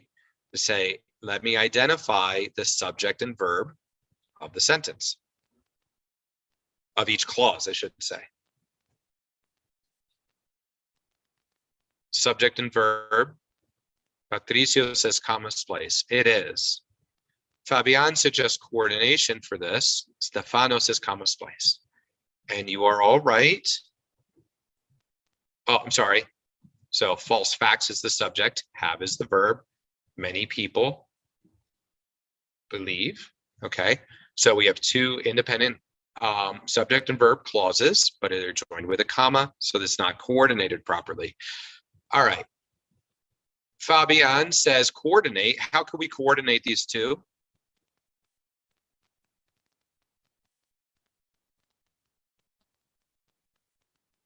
False facts have insufficient evidence, and we could create contrast, but many people believe them anyway, right? Or we could do what Patricio says, we can subordinate because, well, I don't know, because could possibly work, but we'd have to show a cause and effect relationship. I don't think that's what's happening here. I think contrast is more central to this idea than cause effect. I saw Gabriela write however. Could I just write however here? No, says Boris, you're right, you can't.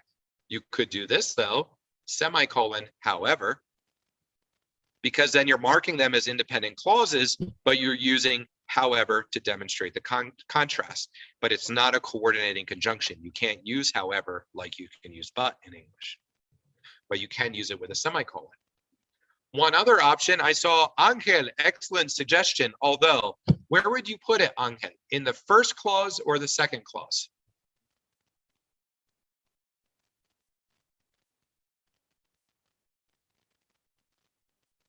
In the second clause. False facts have sufficient evidence, although many people believe them and hold on to that information.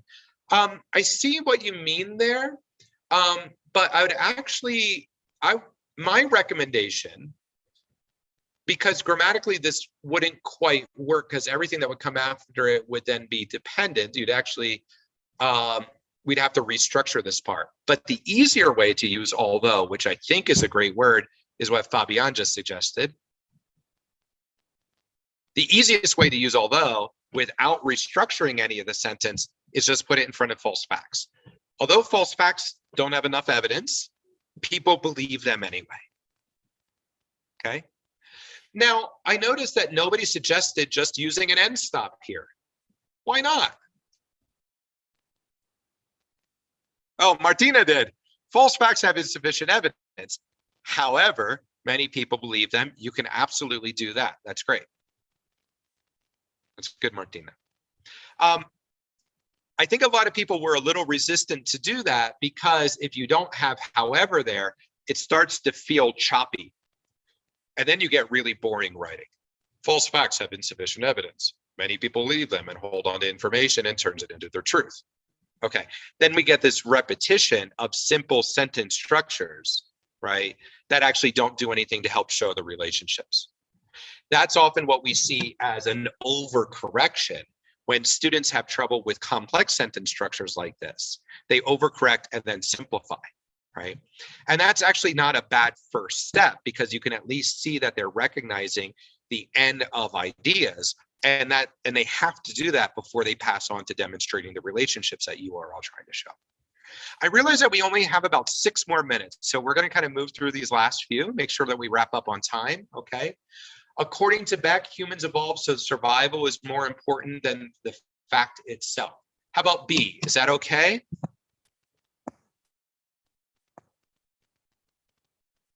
Fabian said earlier, okay. Do you all agree with him? Absolutely. According to Beck, a subordinate introductory clause, a phrase followed by a main subject and verb, right? That works perfectly fine. All good. What would you do here for C and for D?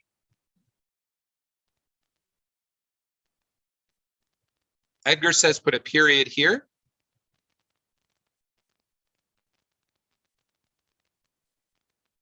For C? Why? Catherine says a semicolon. Either one is correct. Just to give me your reasons. Why would you prefer a paragraph, a semicolon versus a period?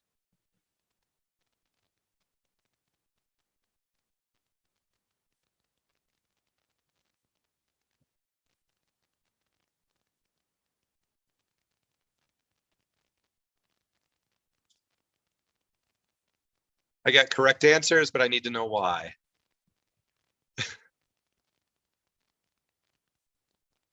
A semicolon as they're connected. All right, so we can start to see more of an association. The example follows from the generalization, right? So we're showing actually an argument here. Claim, evidence. Claim, evidence. So in that way, if we're doing kind of an argumentative or expository writing, that makes a lot of sense, right? The question would be whether we feel that it works okay with the previous introductory phrase, that subordinate introductory phrase, or if we feel that it just kind of continues to compound itself. Both are correct. All right. So you can finish kind of completing and giving your justifications in the Google form. That's perfectly okay. Edgar says he likes a semicolon better. It continues the idea. Sure, but again, both are going to be correct, right, in technical terms. I realize we only have 3 minutes, so I don't know if Andrea, if we have any questions or comments. I hope this was a useful exercise at the very least. So. Thank you so much, Scott. As always, you have very creative activities to perform with all the participants. I think that writing is a very important skill that we need to develop. If we don't develop this activity, this productive skill, so we are not going to be able to have this speaking ability too. So I think that it is very necessary to motivate and to create this habit in since schools, the basis to have punctuation, right? To have punctuation, because in Ecuador we don't have the tendency to check in detail what we write. So I think that it's very important to be guided from the basis, right? I don't know if somebody wants to mention something because we're running out of time. for our next participant. Okay. We have a lot of people in the chat in YouTube saying that it was an excellent exercise, and they are congratulating Scott from YouTube, and also here from Zoom. Yes. Thank you, everyone, for the compliments. I'm always happy to talk with anyone outside of these charlas, and just to really keep building a network of dedicated English teachers. And really, the thanks goes out to everyone who's not just organized the event, but participated today. The work you're doing is incredible. I know that we face a lot of obstacles, so please, teachers, keep your heads up. You're doing amazing work, and I'm very appreciative for you taking some time out of your busy schedule to be here today. Thank you all. Thank you so much, Scott. Thank you for your participation. Thank you. To be on time, we're going to continue with our next presenter, right?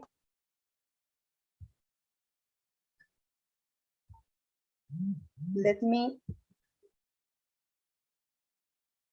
share the screen.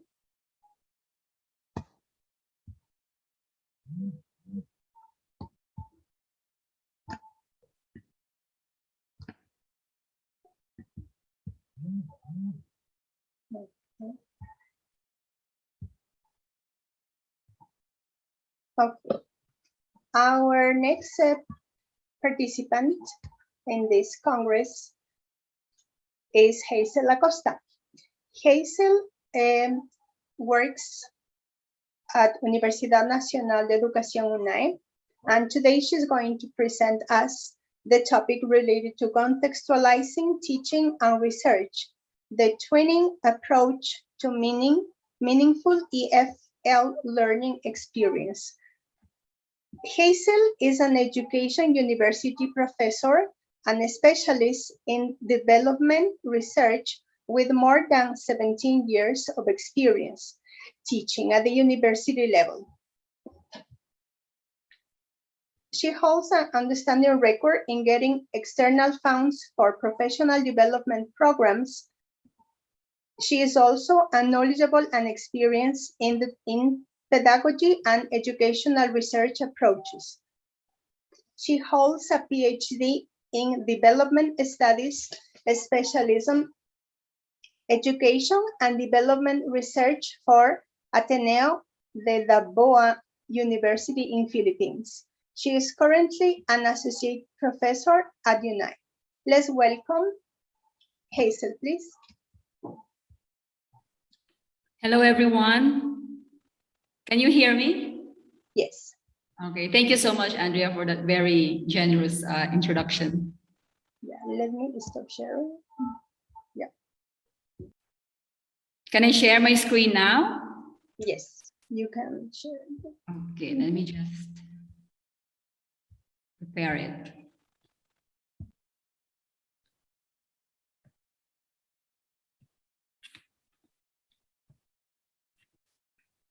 Okay.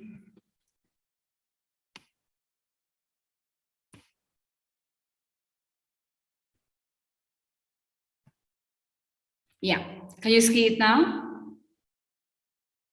Yes. Okay, my presentation today is primarily focused on how teaching, training, and research go together. So it's entitled Contextualizing Teaching and Learning, Teaching and Research, the Twinning Approach to Meaningful EFL Learning Experience. I will focus on three things, and these are contextualized, training, needs-based assessment, and relevant research. So this session, I will share the following: the nature of research projects that we have conducted, especially here in Zone 6, the needs-based approach in the identification of problems, and the contextualization of the research method that we use. And last, but certainly not the least, which is for me very, very important, is the selection of relevant and meaningful areas, focus and priorities in teacher training. So these are my four important goals and objectives for this session. So let us start off with something very, very fun and very, very exciting. I would like everybody, I know that most of you have done research in the past, and a lot of people here are enrolled in master's program. Some are professors in universities and others are educators and practitioners. And based on what you have done before, based on what you did, based on the researches you conducted, I would like you to think of a word that you can best associate with ELT research in general. What word can you associate with ELT research? Is it like ELT is difficult? ELT is interesting? ELT research is vague? ELT research is action-oriented? So any word that comes to your mind that you believe captures the essence of ELT research. So I have here the link. I hope maybe Andrea can help me share the link to the audience on YouTube. But I can share this one definitely with people here in Zoom. Okay, I will. So, okay. There you go. So just answer, key in your answer. This is the task. You can just enter 2 words and then click submit. And then let's see what is the common word maybe, or what word is trending. Okay, let me.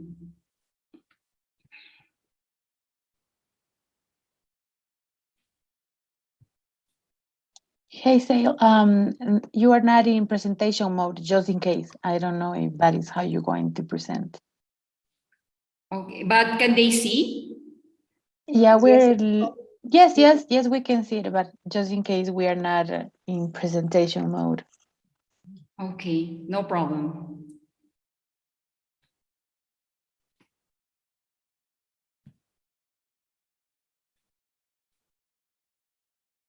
So people here in Zoom, could you please help me out by sharing your answers?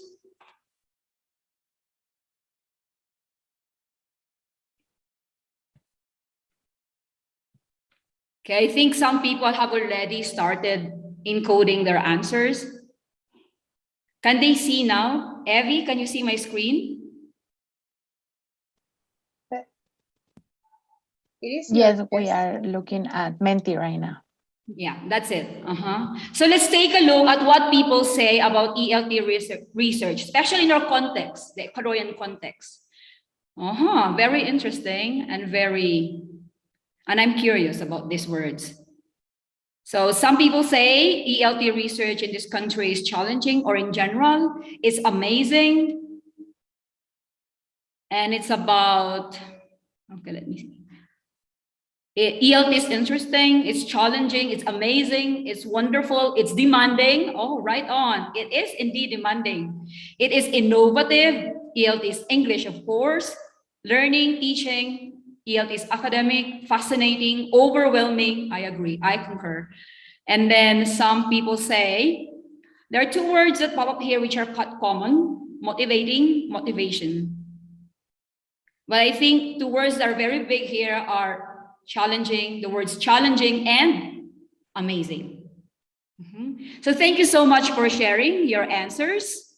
Let me move on to the next slide. So that's how you see ELT research. It's amazing, it's challenging, it's highly motivating, it is engaging, and it is demanding.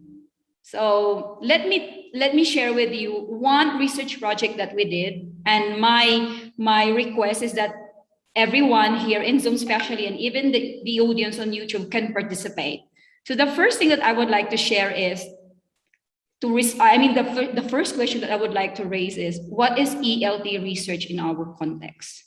Originally, I'm from the Philippines, from Asia. The way we see English is quite different there. Global Englishes, the different kind of Englishes in the world, the kind of regard that we have towards English, for example, in Southeast Asia, in Malaysia, in Singapore, in independent provinces like Hong Kong and Macau, and South Korea and China are emerging economies that really prioritize English in their curriculum. So it's quite different. But what I would like to know is, and what I would like to share with you based on what I've done together with my colleagues here at UNAI, is what is the kind of research that we do here in Ecuador. So what is ELT research in our context? So the first is, I want you to participate again. So I will show you the title of one project that we just recently finished.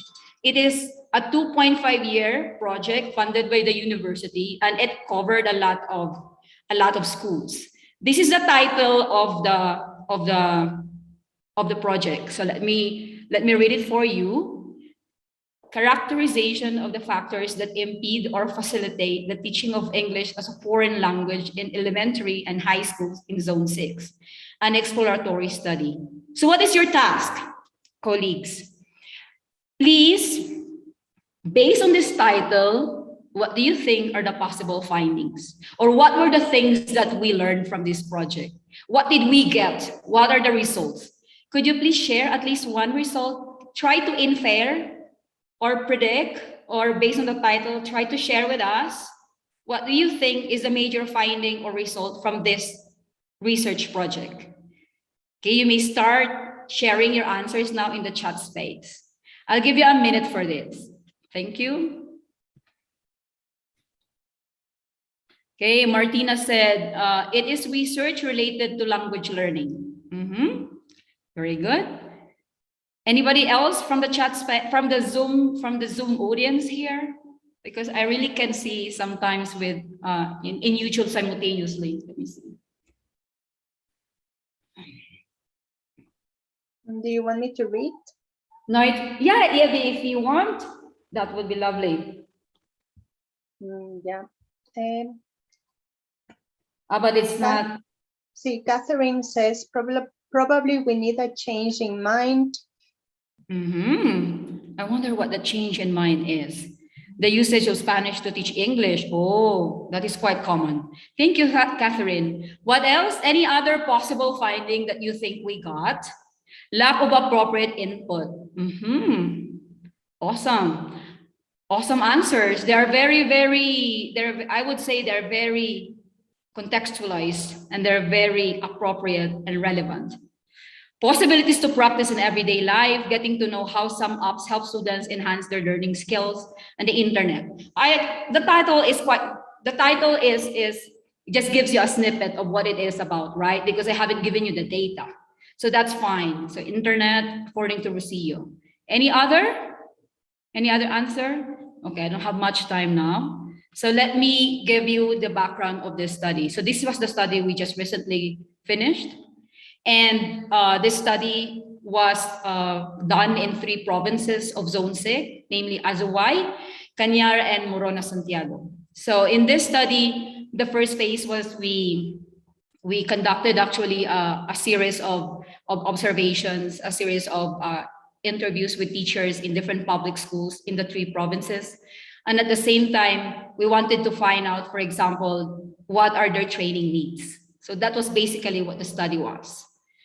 And then we bank on the idea that when you do a study, when you do a research, especially in this case, you need to see that there is an existing policy and that this policy responds to what the reality is. So that was the idea we had in mind. So there are existing policies. The 2016 curriculum, especially the English component, tells us that English is a mandatory subject to students beginning year 2 up to bachillerato or senior high school.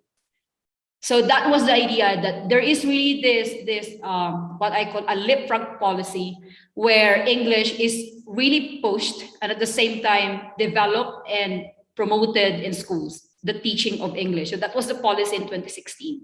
So we went back to the curriculum and we tried to really find out what it is, what is the implication of this policy, and what is the reality on the ground. How many teachers are there? What is the baseline knowledge of children and students when they enter year 2, or when they enter year 1, or when they enter senior high school 1 or bachillerato 1? So that was what we had in mind. So we had to look at policy and reality. And then in relation to that, we also zero in on and underscore a lot of elements in the curriculum. So the mandatory offering of English, the new pedagogical approaches. Historically, they're not really new, but they're quite a fad. I mean, there were like the teaching mantras, CLT, CVI, for example, and then the threads. Those were the ones we revisited so that we would understand what the policy wants us to do, and what the reality is on the ground. And then there were also different curricular approaches in planning, the famous Planificación Unidad Didáctica, which is thematic planning. And then, of course, when we look at newspapers, we read newspapers, and then we found out that there was a shortage of approximately 3,000 teachers, 3,000 English teachers at that time. And wow, that was really like, that's a lot. That's a big number. Knowing that English has to be taught in year 2 when children are in the 2nd grade up to the upper levels in their high school. But you see that there is really that intention to promote English in the country. And there's really this curriculum that wants to carry out that implementation. So what happened? So after this, we had this kind of contextualization of what's happening in the ground, what we have, and what the policy is. We had a survey. We had a survey administration conducted to teachers as well as to a lot of people. And this survey was the 3rd phase. So it was a 3-phase research project. The first one, we did some document analysis, and then we observed classrooms in the different public schools in the 3 provinces. And then we had roundtable discussions with the different with teachers from different schools. And after the roundtable discussions, we coded all of those answers qualitatively, and then we analyzed the results. So the first phase was just merely document analysis and then interviews with teachers. And then the second year, we did a roundtable discussion from different roundtable discussion at the university, where we invited teachers from different schools. So it was really a big project. At the same time, based on the results that we got from our observation sheets, we introduced something. Here at the uni, we introduced something. We conducted a training to them. And after the training, we sought their permission if they could be interviewed, or we could conduct an FGD and a round this table discussion with them based on the results that we had from the first year. So after that, the second year, there was a roundtable discussion where teachers get the opportunity to express what they believe impedes and facilitates their teaching of English in their classrooms. So that was the second year. And then, behold, these are some findings from the survey. Generally, they possess a B2 proficiency level, and then they hold undergraduate degree in English teaching. They teach primarily in urban areas, like 68%. And then most of them, at least in Zone 6, they conduct classes to upper level students. So very few teachers were assigned in lower levels, like year 2, year 3. And in some rural areas where we do our practicum or teaching practice, there are no English teachers. So that was the biggest realization that we got from the survey, and then we validated it with classroom observations as well, and then we listened to their explanations and to their thoughts, their feelings and views about this during the roundtable discussion. And this is the data from the survey, so they have these characteristics. And then from the results from different sources that we had. What are the factors that facilitate? So these are the factors that facilitate proficiency level. Indeed, it is basic. You need to be proficient to be able to teach well. So teacher said, it's like the yin yang hazel. Like it is something that facilitates, but you will see it is also something that impedes. So proficiency level is very important. It is primal, it is pivotal. And then the second is access to infrastructure in urban areas, especially that there is this disparity and seemingly a very big, huge gap between urban schools and rural schools. So some schools are equipped with ICT classrooms, but some are not. But the good thing is that they always have this classroom at their disposal, but not all teachers really are adept at using the tools that they have in these classrooms. And then the third is the availability of teachers in upper levels.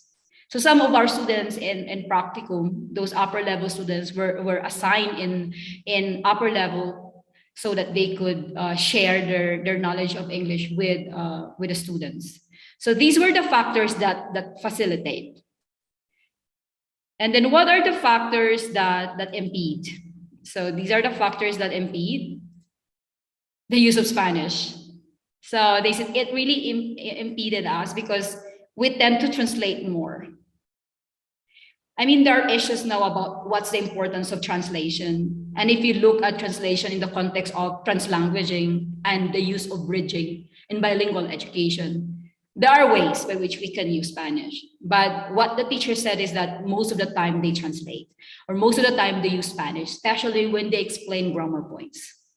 And then the lack of teachers in rural areas, that was really, really a big challenge because there was no one to teach the kids. So you have children who don't have teachers, and then when they reach octavo or noveno, they have teachers. So how do you really promote them, or how do you really improve their proficiency if they're expected to have this level in octavo, but they didn't have any prior experience before that? So that was the biggest concern.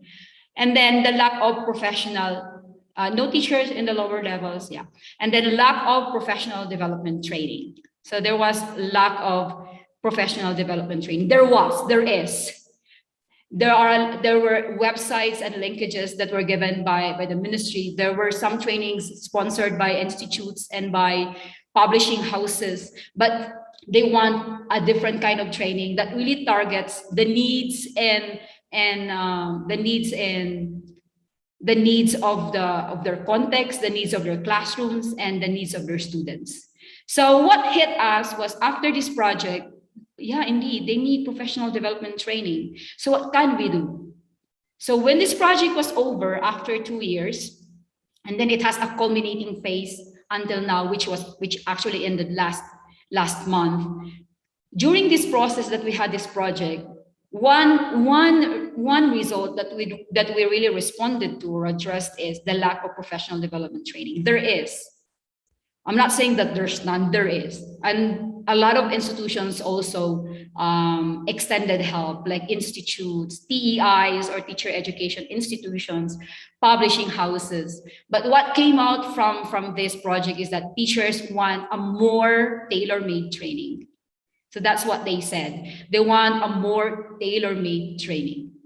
So from those results, from the different sources that we used, from the different data collection methods that we employed, what we realized is that when you're teaching, you have to be very conscious of the needs of your class. And from what the needs are in the classroom as a teacher, there is another sector, the pre-service sector, where university professors are forming and preparing future student teachers to be teachers. There has to be like a connection between the two. So from the inventory of data that we got, we proceeded to needs assessment. What do these teachers need from the ground, from their classrooms, from their schools? Are they ready pedagogically to implement the curriculum? Are they aware of the pedagogical approaches that are in place? So we use like that bottom-top approach. So we went to the grassroots, we went to where the problem is, we observed classes, we interviewed teachers, we did a roundtable discussion to scope the phenomenon. There were so many scoping activities that were done there. And then after which we did a survey to capture everything. So this is like the line that we used in twinning teaching and research. From our end, in any teacher education institution, like UNAI, like Central, like Cuenca, or any other institution in the country, we form student teachers to be future teachers. If we share information and we collaborate, which we are doing actually, we're doing collaboration. Whatever we teach in the university for me, I believe, should be informed of what is happening in the field. And then what we teach here, we have a lot of subjects in our curriculum that has to be cascaded. There has to be a trickle-down effect to what is being done in classrooms. So that was one thing that we really tried to understand. There is this relationship that has to be forged between in-service and pre-service teachers to have a very effective and sustainable curriculum implementation in the long run, to make it sustainable. So what were we teaching in universities? Are Are they relevant? Are they appropriate? Are they connected to the reality in the ground? So there has to be this connection between the two big sectors. So after this one, we had some responses to our findings. So the findings was this one: there is a curriculum, there's a shortage of teachers, they have needs in terms of professional development courses. They have received some in the past, but they still need some more. And what they really want is something contextualized, something relevant, or maybe something that is very practical and useful. So we had some responses as a university, as a carrera or a degree program, PINE or PINE, we have some responses to their findings in collaboration with other institutions. So we had in 2017, together with my colleagues, I composed a proposal in a competition. So it was the Alumni Engagement Innovation Fund. Some institutions participated in this. So I, together with my colleagues, we wrote a proposal, and then we submitted it to the Alumni Engagement Innovation Fund in 2017, which was sponsored by the Department of State of the US state government. And out of 1,021 projects, two projects came from Ecuador, and one of those projects was ours. So we received funding from them through the U.S. Embassy. We received funding. It was like $21,182 to have what we call the formation of a teachers network. So we called that network in EFL Teachers Network, and it is specifically titled as Building Inclusive EFL Teacher Training Networks. So ESPE University participated in this project together with the Ministry of Education at the national level. So this was the first response we had in relation to what we found out from the research project that we did. So we teach in the university, teachers teach in their schools, then we link it to what we can do in research, what we got from the research results, and then training is the answer. So that's how we did it. There's like the twinning of teaching and researching, and in between these two, there is that bridge that connects the two, and that's through continuing professional development education.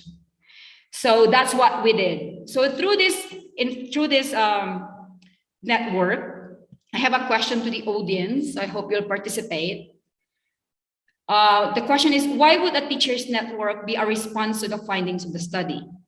So this was our question. Since I don't have much time, I'm going to skip the activity part, yeah?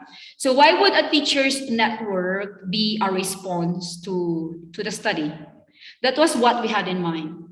And then we already have some preliminary answers, but we wanted to see how a teachers network can be the bridge towards sustained efforts in CPD, or continuing professional development for teachers.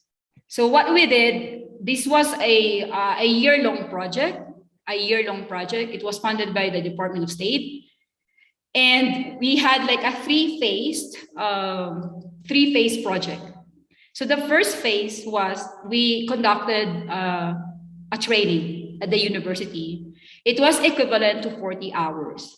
In this training, we created 12 modules, courtesy to my beloved colleagues at the university from the Instituto de Idiomas or the Language Center and the Carrera. We combined forces, and then we composed 12 modules, 12 trainers, 12 teachers from the uni, and one from ESPE, Monica Tamayo. We composed 12 modules, and these 12 modules were packaged like a course pack. And then we used these modules in an in-house training at the university. So it was an immersion. It was for 1 week, and the participants from the different provinces came here. They were housed in a hotel in Azogues, and we had an open call where teachers were invited to participate and to participate in this kind of project. There were some requirements, of course, like their proficiency level, at least B1 up to B2, or it would be awesome with C1. And then that they are working in a public school. That was it. And then there were 452 of them who participated out of 350 applicants. Then after the training, we had the replication. So when these teachers finished the training, when the teachers finish their training at the university, we ask them to replicate it. So in the second phase of this project, teachers were asked to replicate their knowledge in their distritos. So the teachers come from 17 districts. There were 42 of them.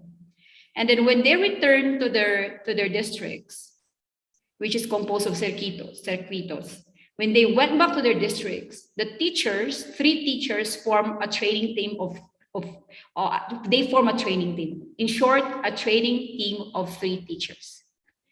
So yeah. And then what was asked from them is they need to replicate the training to 20 more teachers in their districts. Preferably English teachers, and also those teachers who they believe really needs help. So these teachers who were participants in our training, they assume a different role. They became trainers themselves, and we call them master trainers. Not the maestria, no, but we call them like master trainers. So the idea is that in most trainings that teachers receive, they remain participants. They remain receivers of input. But we believe that they don't have to be like that. They don't have to remain as receivers of input. They can be actors. So they can be trainers themselves. So when they went back to their districts, they form a team of 3 teachers who received the training at the university, and then they echoed and replicated the training to their colleagues in their districts. Now there was a twist, there was a tweak there. In replicating the modules, for example, they are free to modify it. They're free to modify it, they can tweak it, they can adjust it, as long as the essence is not really destroyed, the essence of the module. But they can contextualize it, in short. They can adjust it to respond to their classroom size, to respond to their classroom context, to respond to the nature of their students. So they modified the modules we did. They modified the modules we made. So when they were in their classrooms, for example, and they felt that, okay, I have a class size of 40, and in this module, I need to convert my classroom into a restaurant or a cafeteria. And then when I had the training at UNAI, my trainer showed us how to transform the classroom into a restaurant, but they had so much resources there that they even used Play-Doh to produce this amazing realia that they use in this kind of module, in this kind of session. But then we don't have much of those resources. So teachers are encouraged to think that you don't have to use Play-Doh, you don't have to use any expensive material, but you can use whatever material you have. The logic there is that it is transforming your classroom into something else so that students get to engage themselves in meaningful interaction and really use the language to their advantage.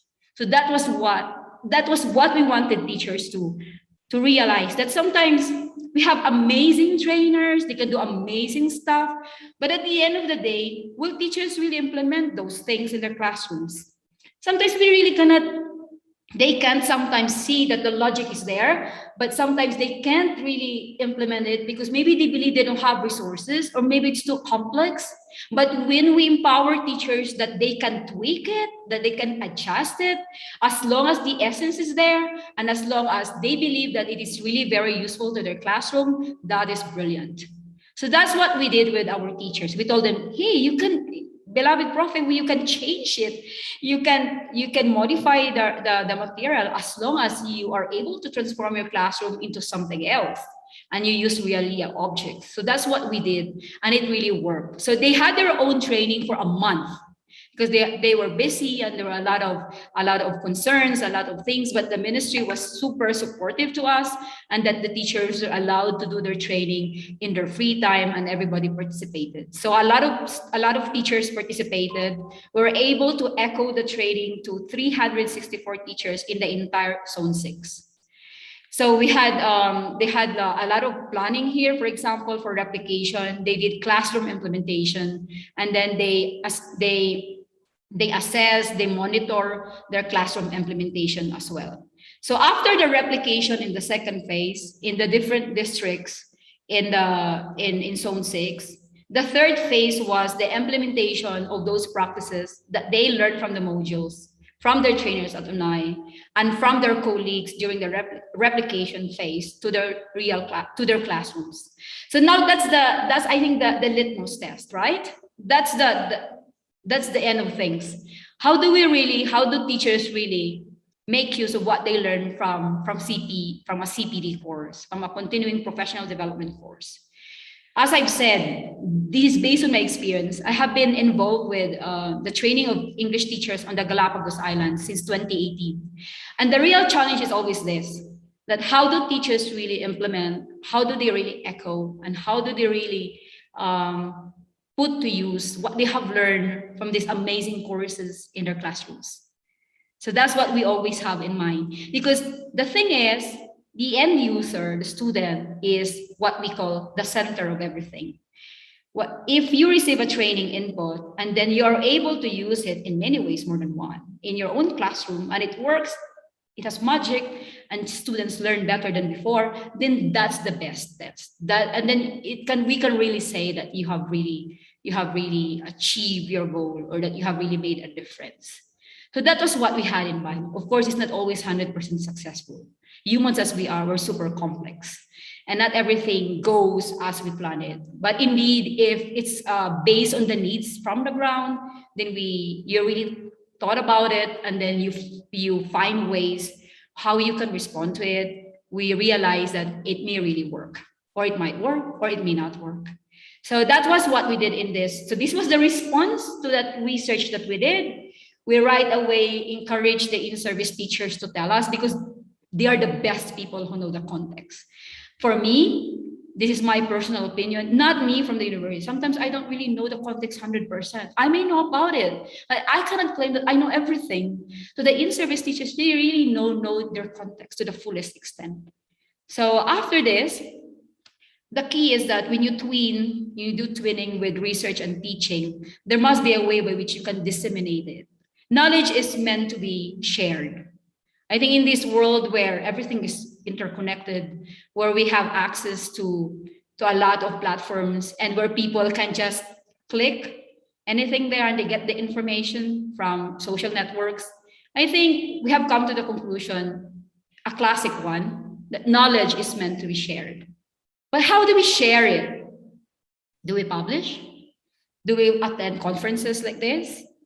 Do we release it in certain newsletters? How do we inform the public? How do we disseminate the information that we got? As I've said, knowledge is meant to be shared. So what we did is we produced a book together with my 12 colleagues, 11 from UNAI and 1 from SP University, Monica Tamayo. And we came up with this book, and we distributed this book to the teachers who participated. It's promoting engaged teaching and developing active learning, effective strategies. So what we did was that we modified, and then we wrote it again. And then this book has a lot of very practical exercises that promote communicative language teaching. And then it helped the teachers a lot in their sessions, in their classroom practices, at the same time in improving their techniques. And also another wider dissemination is that through the survey that we did in this project, because when you are given a funding from a project like this, like the AIF, you cannot do research while you are doing the training, because that's a separate thing. So when I signed the contract, I was told that, Hazel, you cannot do research at the same time doing CPD. So yeah, I understand that perfectly, but you can do that right after. So what we did is that while we're doing the CPD training, we're at the same time gathering data, how the modules are working, how is the replication in districts, how are teachers receiving them, how is the implementation in the classroom, for example, and then how are these things go together. So right after the completion of this project, we wrote an article. We wrote an article about this one, but the article focuses on the contextualization of training input. So it will be published next year, sometime in July or in May or July. And the title is The Contextualization of Training Input in Multi-Level Replication and Scaling Up Approach in EFL Teacher Training. So the idea here is that when you do training, sometimes we train a few people because we don't have much funds. But there are better ways by which we can echo it. You can do replication style, where you empower teachers to do it in their districts with the support of their administrators. And then you can also do what we call scaling up. So from this level, you go higher, and then from this training node that you have created, then you empower those who participated to become members of it. And then that's the only way by which human capital is multiplied and doubled. So this is how we see, so that you can reach out to a lot of people as much as you can. I know that there is a downside to this. Sometimes scaled up training approaches just produce quantity but not quality. And that's where, in fact, research comes in. When you do research activities, you are at the same time doing what we call monitoring and evaluation of the project, if it's working or not. So that's a problem sometimes of scale-up approach from a development perspective. The same goes with replication. You can replicate it, but how do you really replicate it? Is it really every inch perfect or not at all? So sometimes replication tends to be half-baked, but then there is another way to balance that or to check that, and it's through research activities, and it's through monitoring and evaluation. So that's how I see things are, that there's always strength in any training approach that you use, but there's always that what you call mechanism to respond to the problem and at the same time improve it. So that's what I realize in this kind of approaches. So it's like, if I were to wrap up at this juncture, so when you teach, you at the same time, I know yesterday you had a session, a workshop on action research, and the keynote speaker also emphasized the importance of having communities where we have same interests and goals. And then just a while ago, Scott shared with us how to improve writing skills. So these are inputs, these are information that we can really combine. The teaching, for example, of writing, what is the problem there right now that is happening in schools? How do we target it? How do we improve it? How do we respond to it? And what way can we prepare our pre-service students so that at the end of 4.5 years, they have that academic level that they deserve?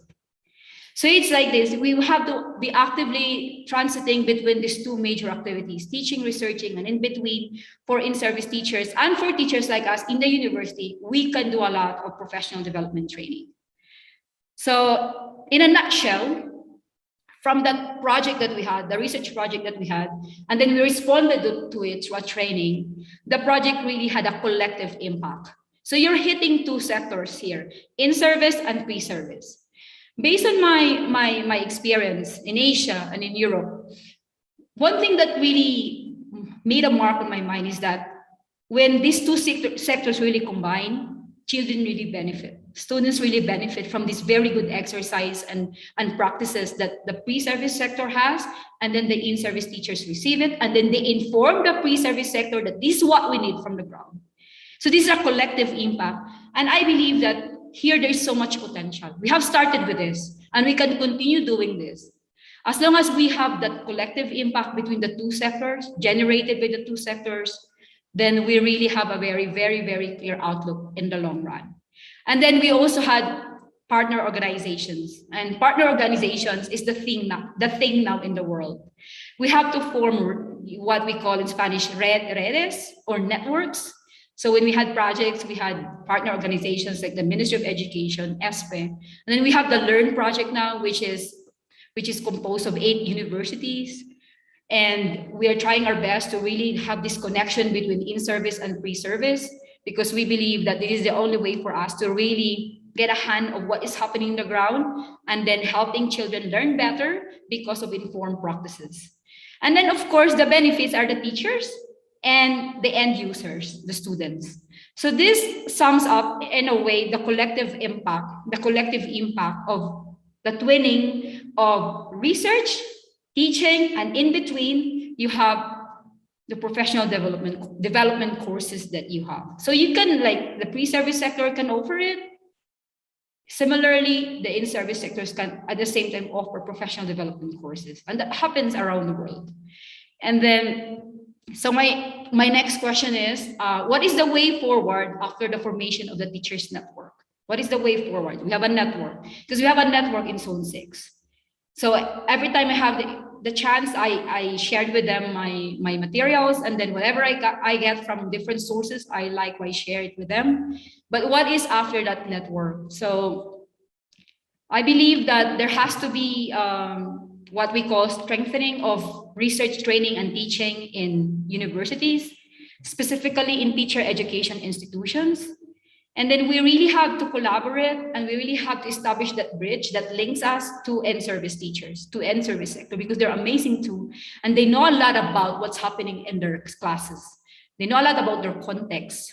So research can be, and if you do classroom action research, which is not a prepackaged research, there is a journey between a pre-service teacher, like a professor at the uni, and the classroom teacher. And nobody is superior over the other. You're equal. You're equal. And it's not a prepackaged research. Some researches are prepackaged. They have already an agenda. But when you do classroom action research, for example, to link this one with the previous workshop that we had yesterday, and to also link it to the keynote speech of the first yesterday, it is when we work together, where there is no superiority thing there. So university professors do not have to be like more knowledgeable than the in-service teachers. No, because they know their classroom. If you work together, you can discover effective strategies, and you can help them, you can share with them, and whatever you get from them, you also improve your practice in your classes in teacher education institutions or in universities. And of course, training can be participated by, there is a collaboration between university professors and in-service teachers. And teaching primarily is the crux of in-service teachers' role and responsibility.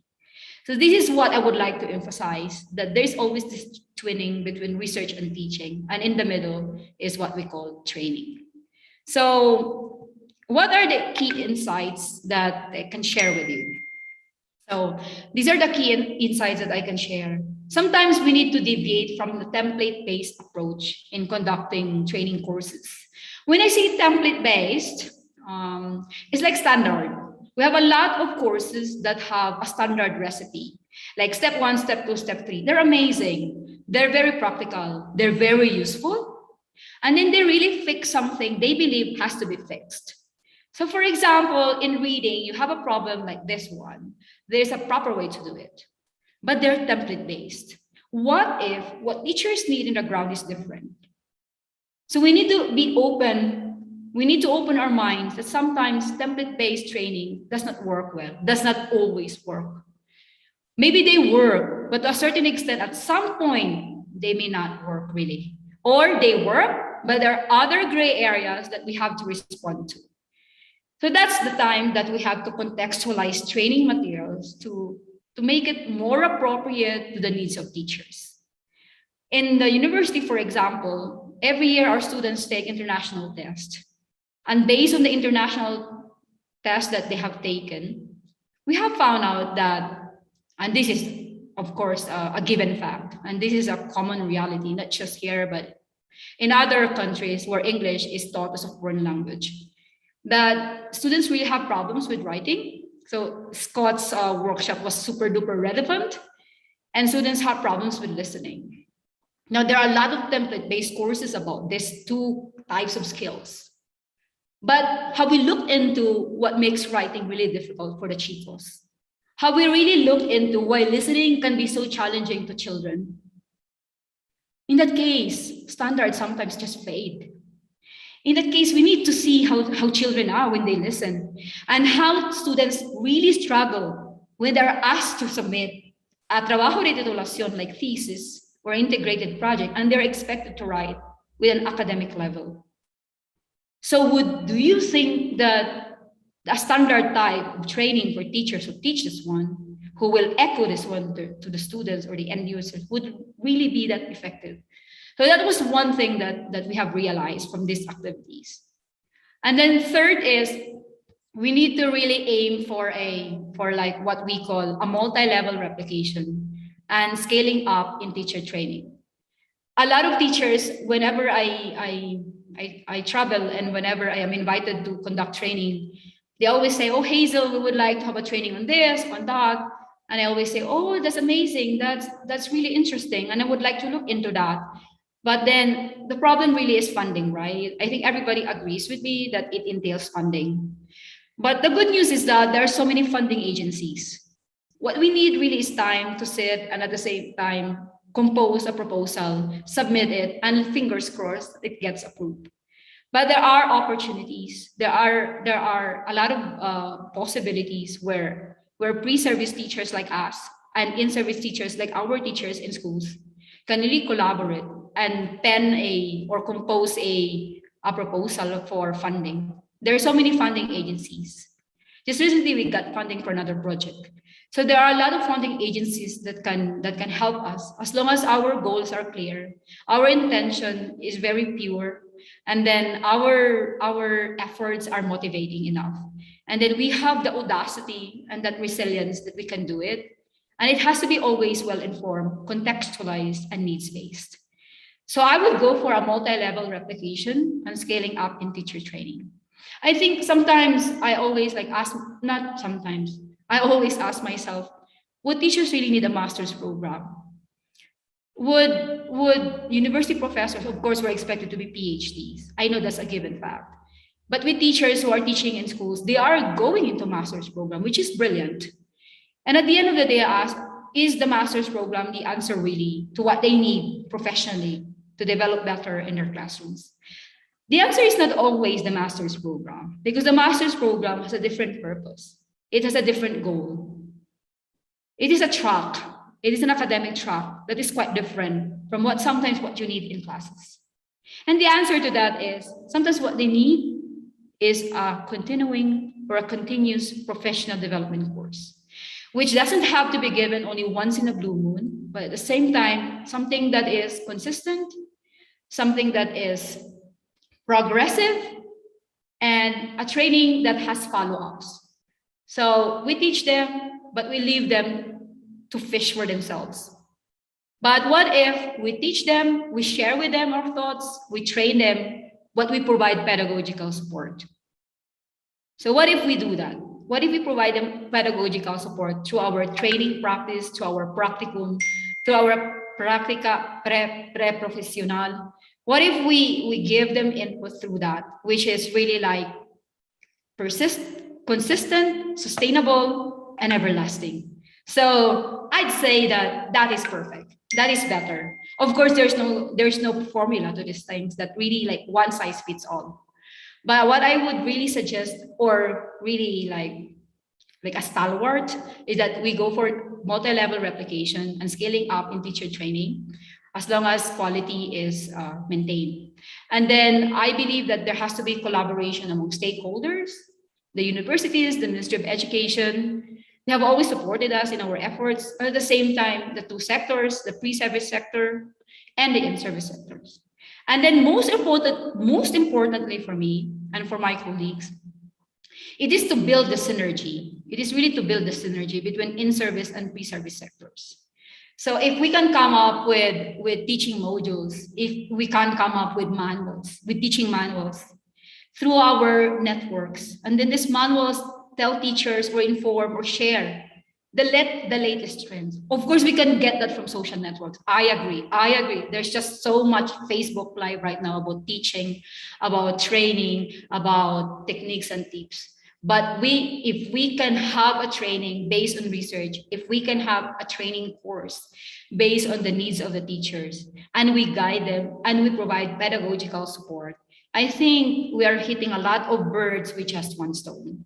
So that's what I would like to underscore, emphasize, and really promote in this presentation that I prepared for everyone, that there's so much potential in Ecuador.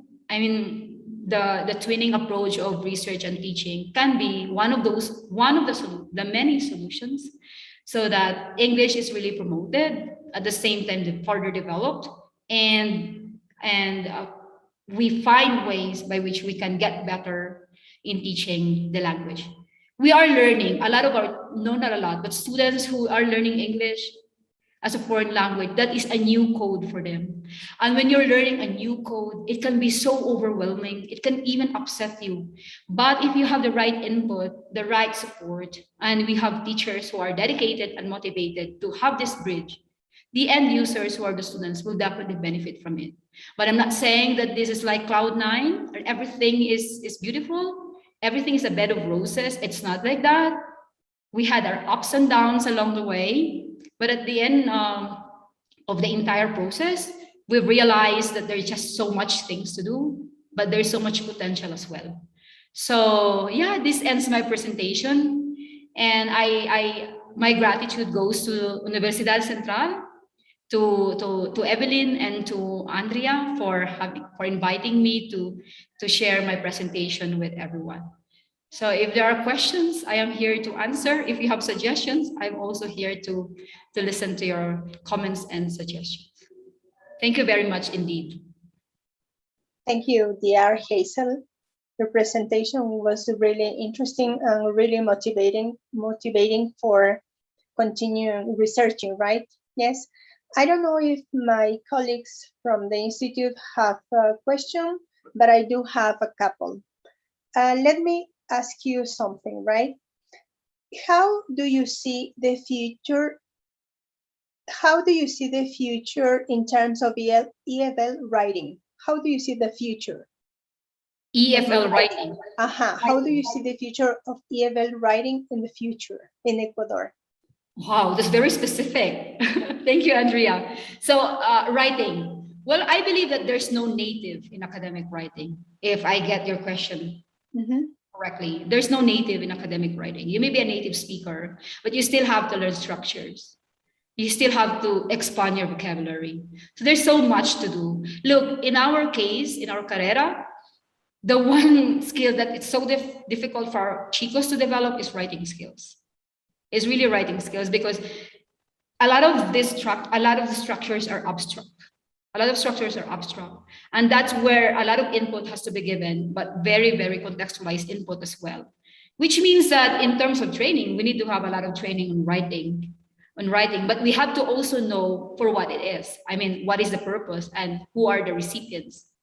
Because you cannot, when, for example, in our case, in the program or in the university, we would like our students to have this competency in academic writing, but it's not that easy to develop. But they're still expected to have that at the end of 4.5 years. So that is something that we have to focus on. So see if from the research data you are able to glean and call that indeed there is problem in writing skills, because there's no native in writing. Even some of my students are native speakers of the language, but when they are in the courses, academic writing course, they, oh my gosh, it's so difficult, Profe, because I told them that you need to learn more about it, just like what Scott mentioned a while ago and what he has shared to us. So maybe that's one of the focal points for future training, Andrea. Maybe more training on writing, but again, as I said, depends on factors like the age of your participants, for whom is it going to be given, and then your purpose, and then your goal in giving that kind of course. So I'd say that it depends really on what you want, and it depends on the purposes that you have in mind. But I believe that is one of the skills that have to be developed for whatever it is. It doesn't have to be academic writing, just simple sentences or a paragraph, for example. But there has to be a progressive way of looking at it.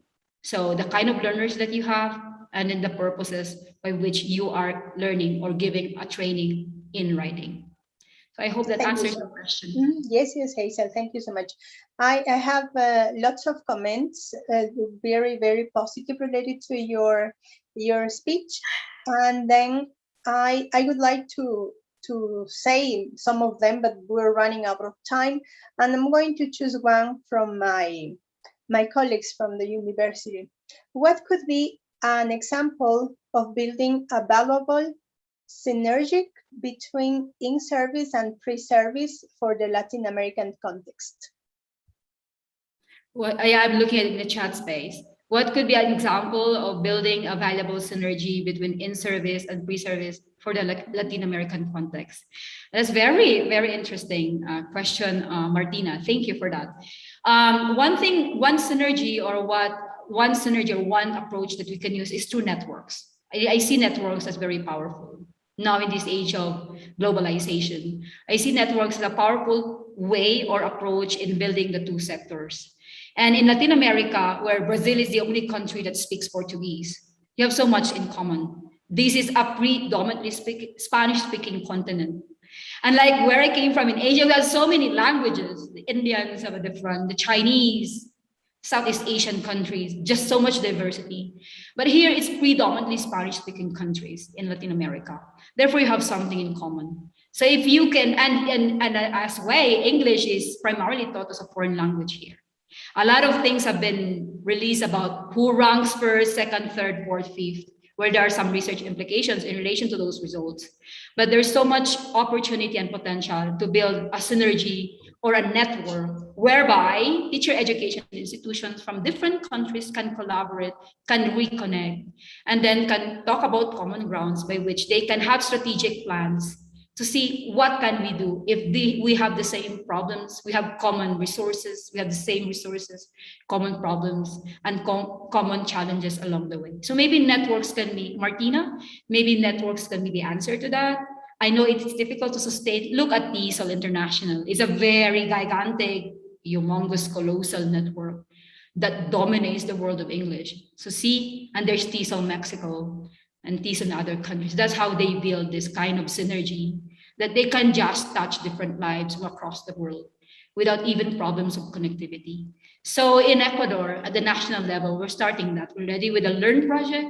I hope it will be sustained, but it can really make a mark. So the other universities can do the same. And why not? We can always share the best practices from our experiences and from our collaboration with our in-service teachers in different schools. Thank you so much, dear Hazel, for your participation. And let me give you some information, please, about the attendance. Remember the attendance link.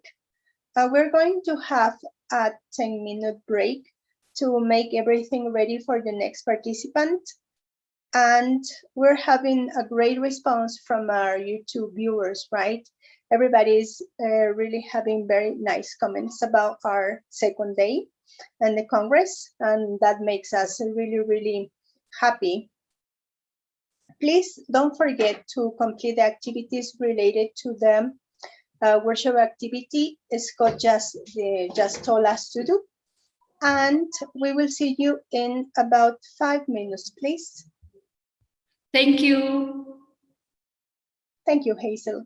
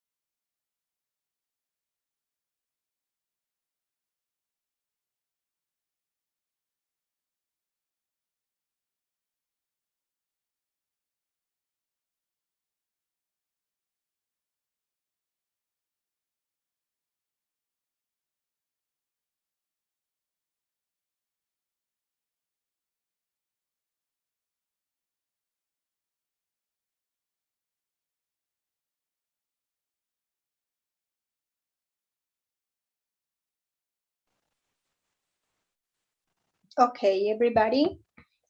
I hope all of you have Actuales de completed la the enseñanza de activities. idiomas y muchos temas más. Los esperamos el continue, 10, please. 11 y 12 de noviembre del 2021.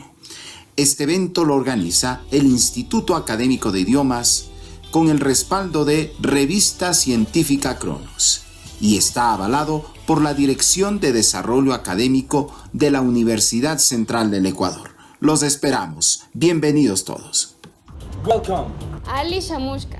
Bienvenue. Benvenuto. Konniwada. Okay, thank you so much, Dieguito. We are going to continue with our presentations, and in honor of time, because we have an international participation, let's continue, right? Let me share the screen, please. Okay, and I hope I can pronounce his name correctly. If not, I'm sorry, Mr. Surya. Today, we have the honor of presenting Mr. Surya Vihaya Purnama from the State of Islamic University of North Sumatra, right? His topic is ELT online class during COVID era. Let me say some information about his biodata, please. He is from Indonesia. He holds an undergraduate degree of English education in Nusantara Muslim University. He is currently doing his graduate degree program at English Education in the State Islamic University of North Sumatra. Nowadays, he is an English teacher in Integrated Islamic Junior High School at Duro, Medan. Let's welcome Surya. All right, thank you, Ms. Rosario Andrea. Before I start my presentation, let me share my screen.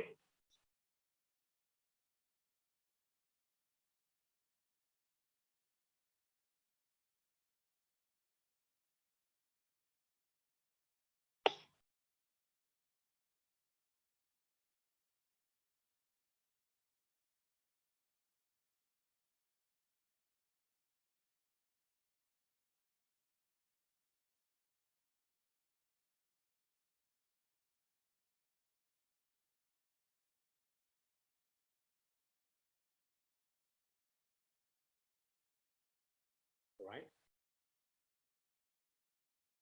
Hola, everyone. Good morning, before afternoon in Ecuador, while at the same time, good evening before midnight in Indonesia. Right. My name is Surya Wijaya Purnama. I come from Indonesia.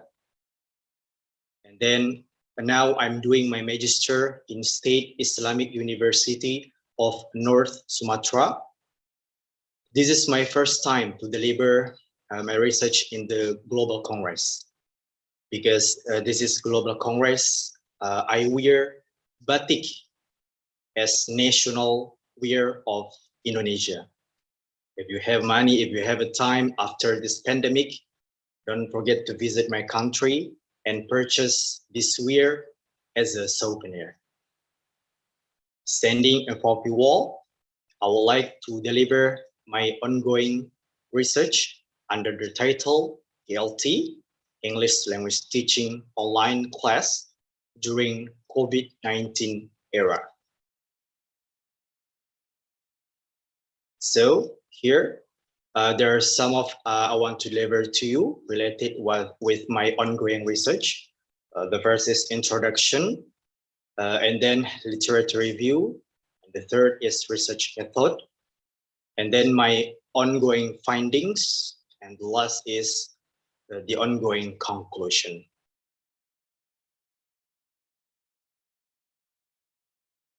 As we know that coronavirus happened in Wuhan city in China, at the end of December 2019. And then it was to be a pandemic all of the world, including in Indonesia, since the end of January 2019. Through the regulation from Minister of Education and Culture of Republic of Indonesia number 4, 2020, provides a policy on a series of lessons learned in an emergency situation to prevent the spread of COVID-19. Based on this government decree, teaching and learning activities in school are transferred to online school or online at their respective homes. These efforts are made so that learning continues even though it is done online, along with provisions that require online learning to not only affect students' desire to only learn, but also influence the ability of educators who are most important in using learning methods in tools.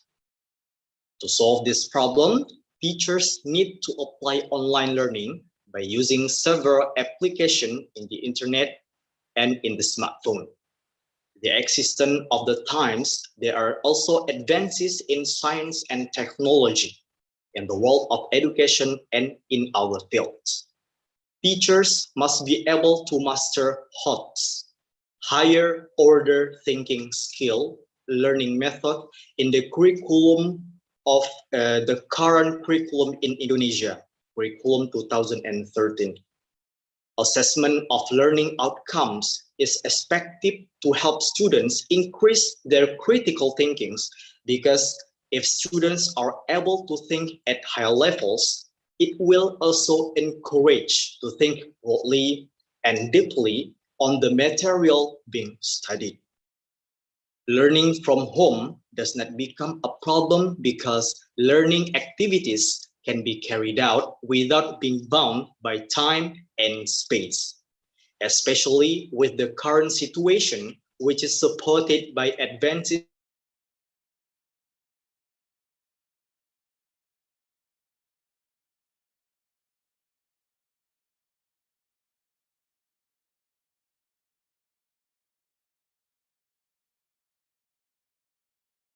I don't know if we're having some kind or of problem. One of the goals of online learning is to maximize the decisions that students have made online by being given the knowledge of correct answers and additional information that can be accessed at any time. This benefits students who interact in online programs, one of which can improve understanding and result. Students can easily have discussion that focus on learning topics such as a traditional classrooms. The most prominent characteristic of online learning is that it provides convenience and flexibility for teacher and students, especially in determining online learning schedules without regard to time and location.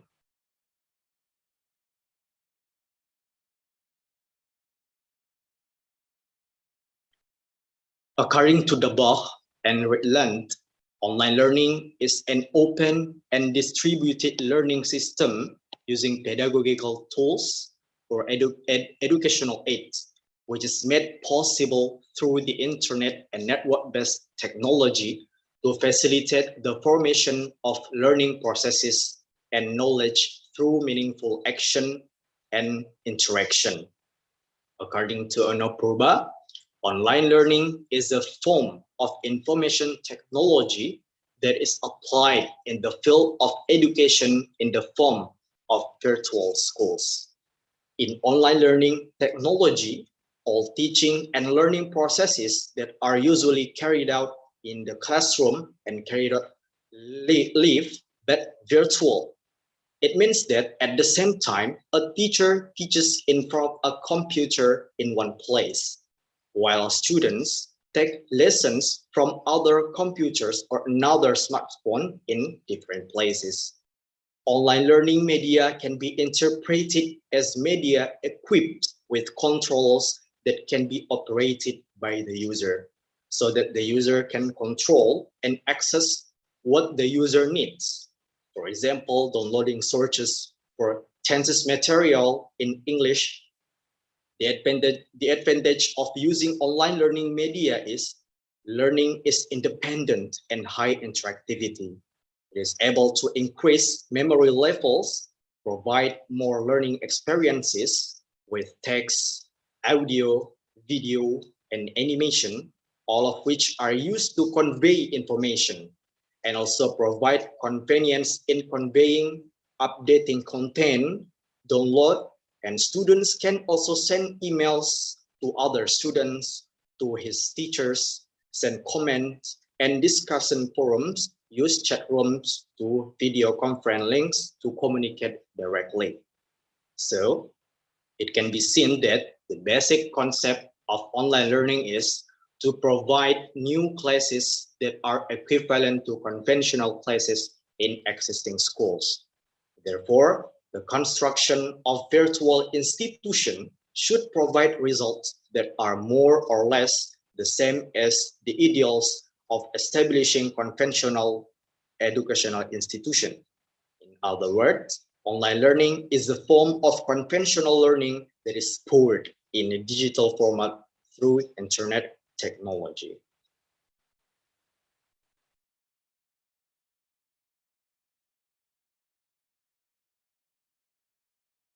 So this writing uses the type of exploratory research which is described qualitatively. Primary data collection used in research activities at the research location was interview observation using Google Form with interview respondents, namely teachers at SMPIT Abdurrahman Medan, to obtain information in the form of opinions related to online learning being carried out. Online interviews are conducted with 31 teachers. The instrument used is a questionnaire, which is then filled out online by using Google Form. The questions posed in the online interview are about the implementation of online learning, what methods and application are used to deliver the material, and what obstacles the teacher experiences when learning online.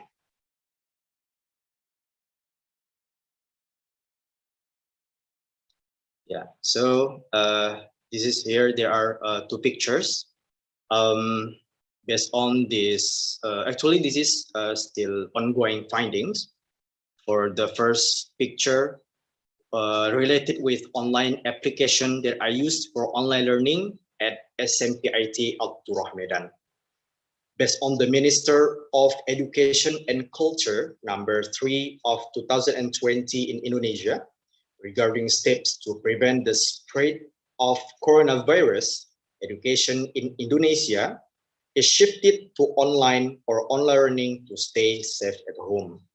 Online learning from home implemented by SMPIT Abdurrahman Medan utilizes various online applications that are available so that the learning process runs optimally. This research aims to evaluate the online teaching and learning process at SMPIT Abdurrahman Medan and to find out what information technology in the form of online application is used. From the result of the data obtained, there are 31 teachers implemented online learning using online application during COVID-19 pandemic. In this picture one, shows an online application that is used for online learning. Based on the data, there are 21 teachers use WhatsApp application to do online learning. But these 21 teachers also use other applications to further support learning activities to be more leveraged. 5 teachers use Google Form, 3 teachers use Zoom, and 2 teachers use voice note.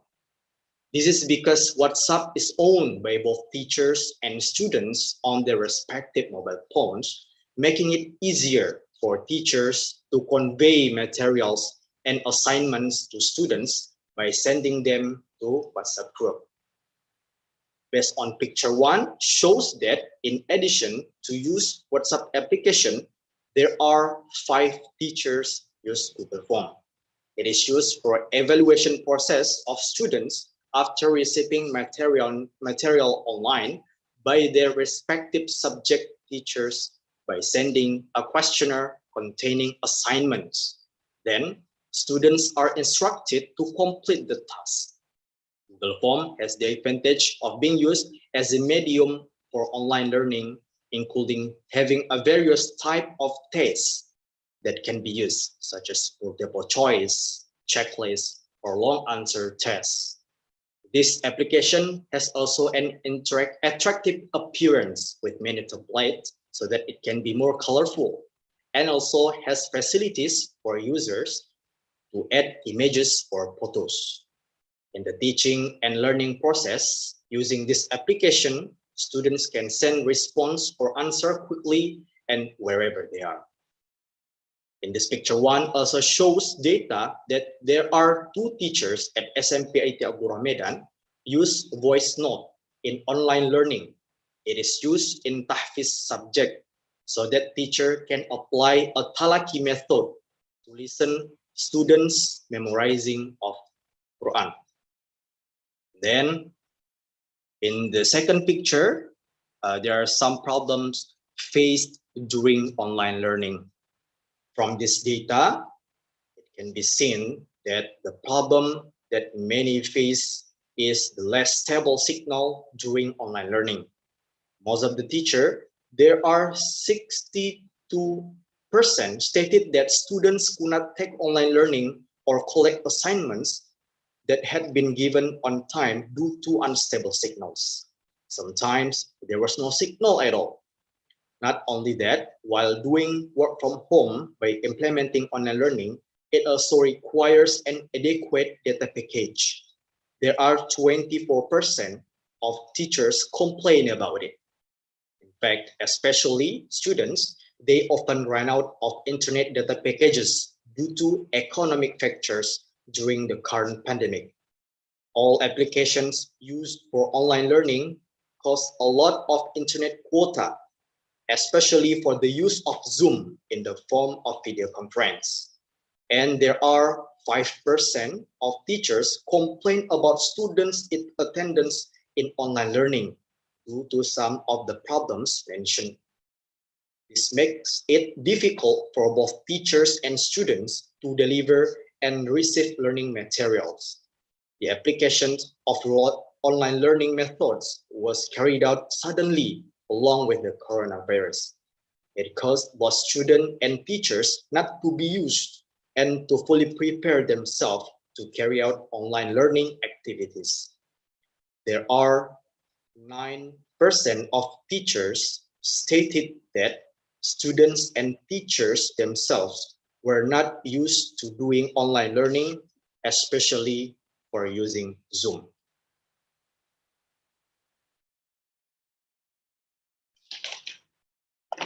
Yes, so this is still ongoing conclusion where the first is during COVID-19 pandemic, SMP IT Abdurrahman Medan implemented online learning. And second, the most effective application which I use by teacher are WhatsApp. Zoom is used to carry out learning using video conference. Google Form is used by teacher to evaluate students after submitting the subject homework, and voice notes are also used for a specific subject such as tahfiz. The problem which are experienced during online learning process, including unstable signal, limited internet data package, not used to learning online, and attendance list. The use of online applications is adjusted to what material will be delivered. In the form of theory, the teacher will use WhatsApp in the form of a PowerPoint or a material summary. Then it will be evaluated with practice question using Google Form. All right, maybe until here my presentation today. I do apologize if there were any mistakes or improper attitude in my explanation and presentation. Thanks for your attention, Paul. If you have a question. Yeah. Thank you so much, Surya. I don't know if I am pronouncing your name correctly. Please you excuse me if I am pronouncing it incorrectly. Yeah. We want to congratulate you for being this first international congress that you are presenting, right? So it was a very nice presentation. All your explanation was very clear, and as we could see, we are not that different, right, in terms of teaching in this pandemic, right? I think that our findings in Ecuador are similar to the ones that you have in your research, right? I just have one question before we finish. You are working at Islamic Junior High School at Duro. Would you please tell me how have you reacted to the pandemic in terms of teaching? How have you changed the way that communication and technology can be used in this lockdown? Yeah, thank you so much for the question. For the first thing first, we give a letter to all parents to come to the school to give information about the technology which will be used in teaching and learning activities in the school as long as in this pandemic, begin from WhatsApp, and then how to use Zoom and Google Form and another applications.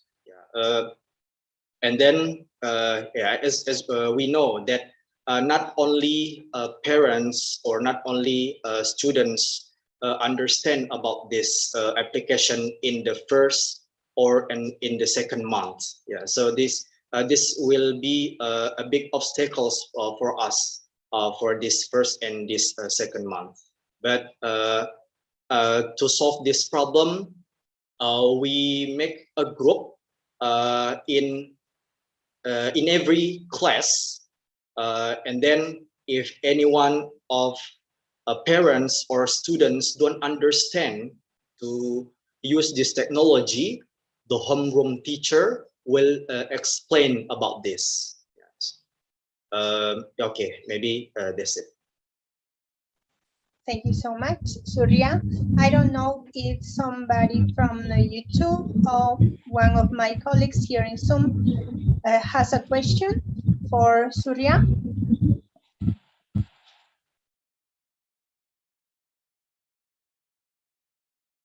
Okay. Evelyn? Evelyn. Hello, thank you very much. First of all, I would like to thank you and congratulate you for an excellent presentation you have done. I know it's so difficult, especially if it is your first one and international, and since our native language is a different one, so sometimes that may be complicated or a little scary. But anyways, you did an excellent job. You did an excellent job. Well, I have just one question.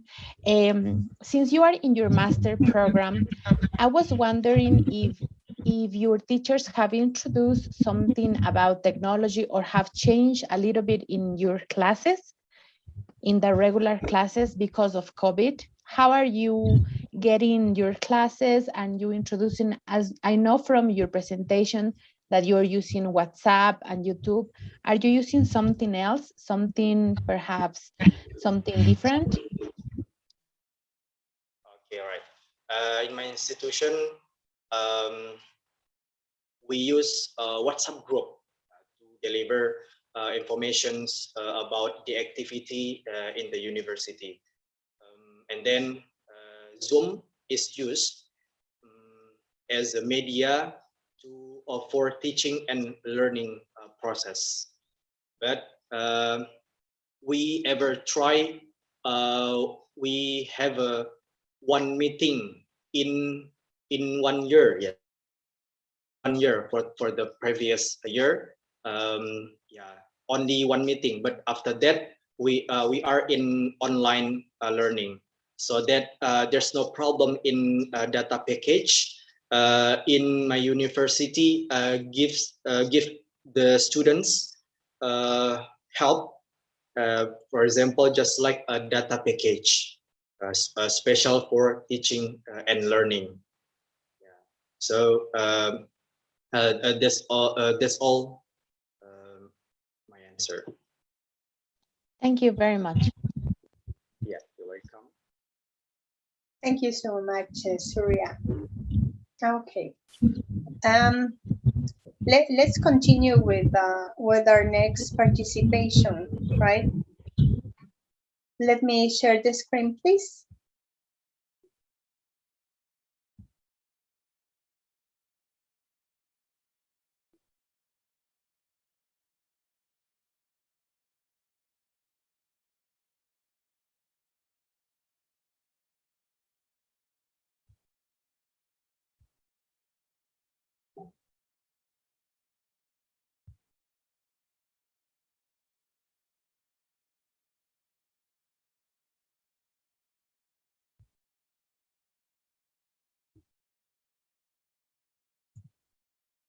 Okay.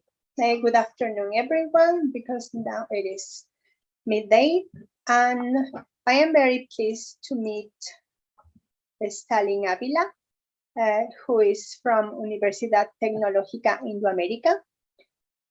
He's going to present a very interesting topic too, and development of a methodology for the teaching learning process through VR and AR, right?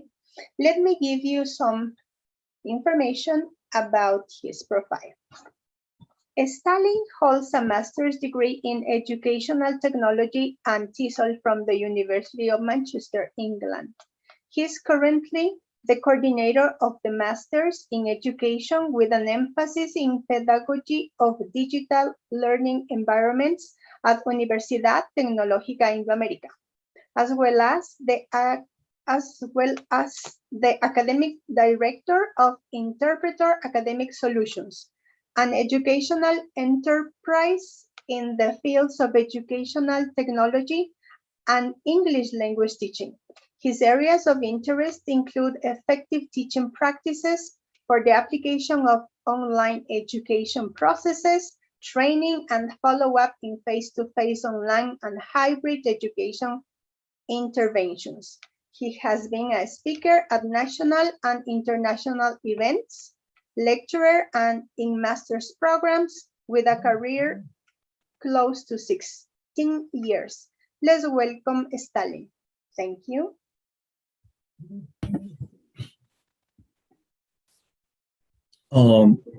Good afternoon, everyone. Thank you very much for the invitation. I'm really happy to be part of this second conference that you people at Central have organized. And I hope what I'm going to share with you meets what you may have as previous ideas in the sense of what I have prepared. If I may, I'm going to share my screen. So this one here. Okay, so you can see what I'm saying, right? Yeah. Mm-hmm. Yes. Just give me 1 second because I don't get. Yes, cool. So, as Andrea already said, this is the title of my presentation, the development of a methodology for the learning teaching process through virtual and augmented reality.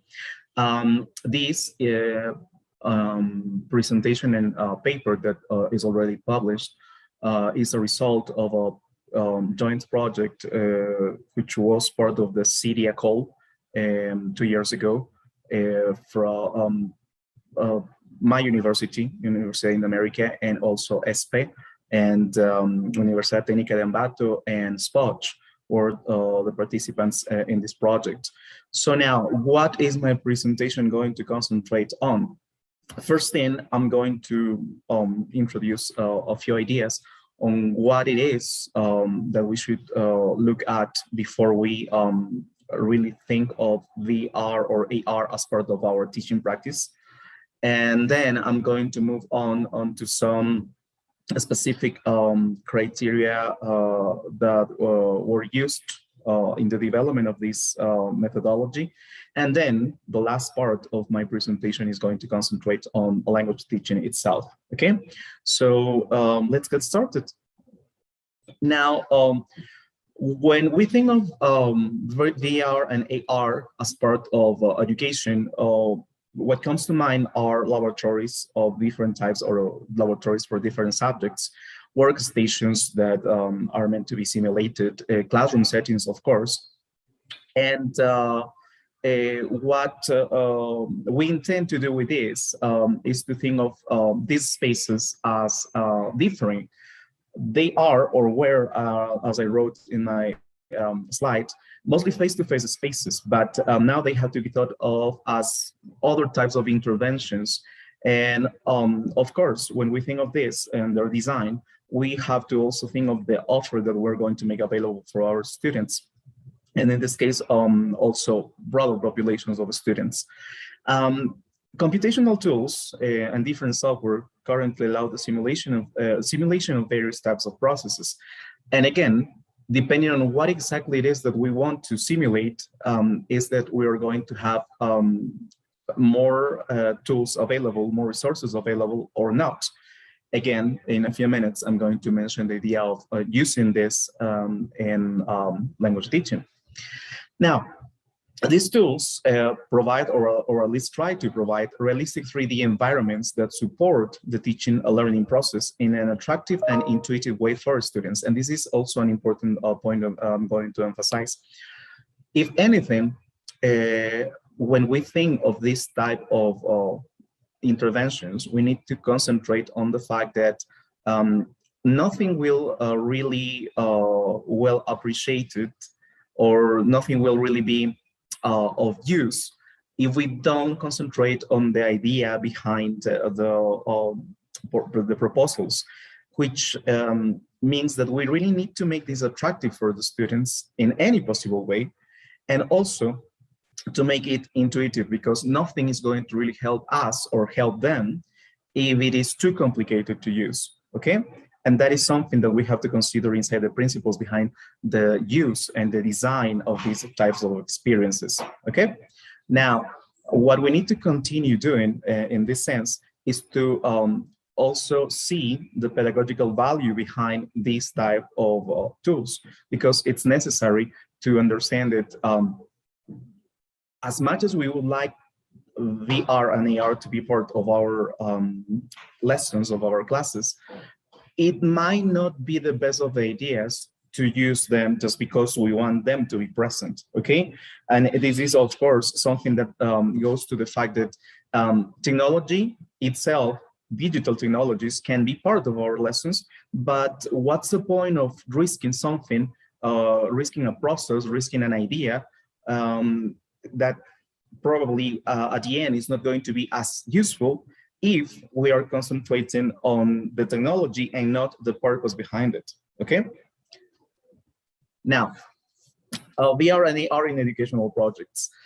The application of virtual reality and augmented reality is meant to create this new type of synergy between theory and practice. And this is also in the relation of what was I saying.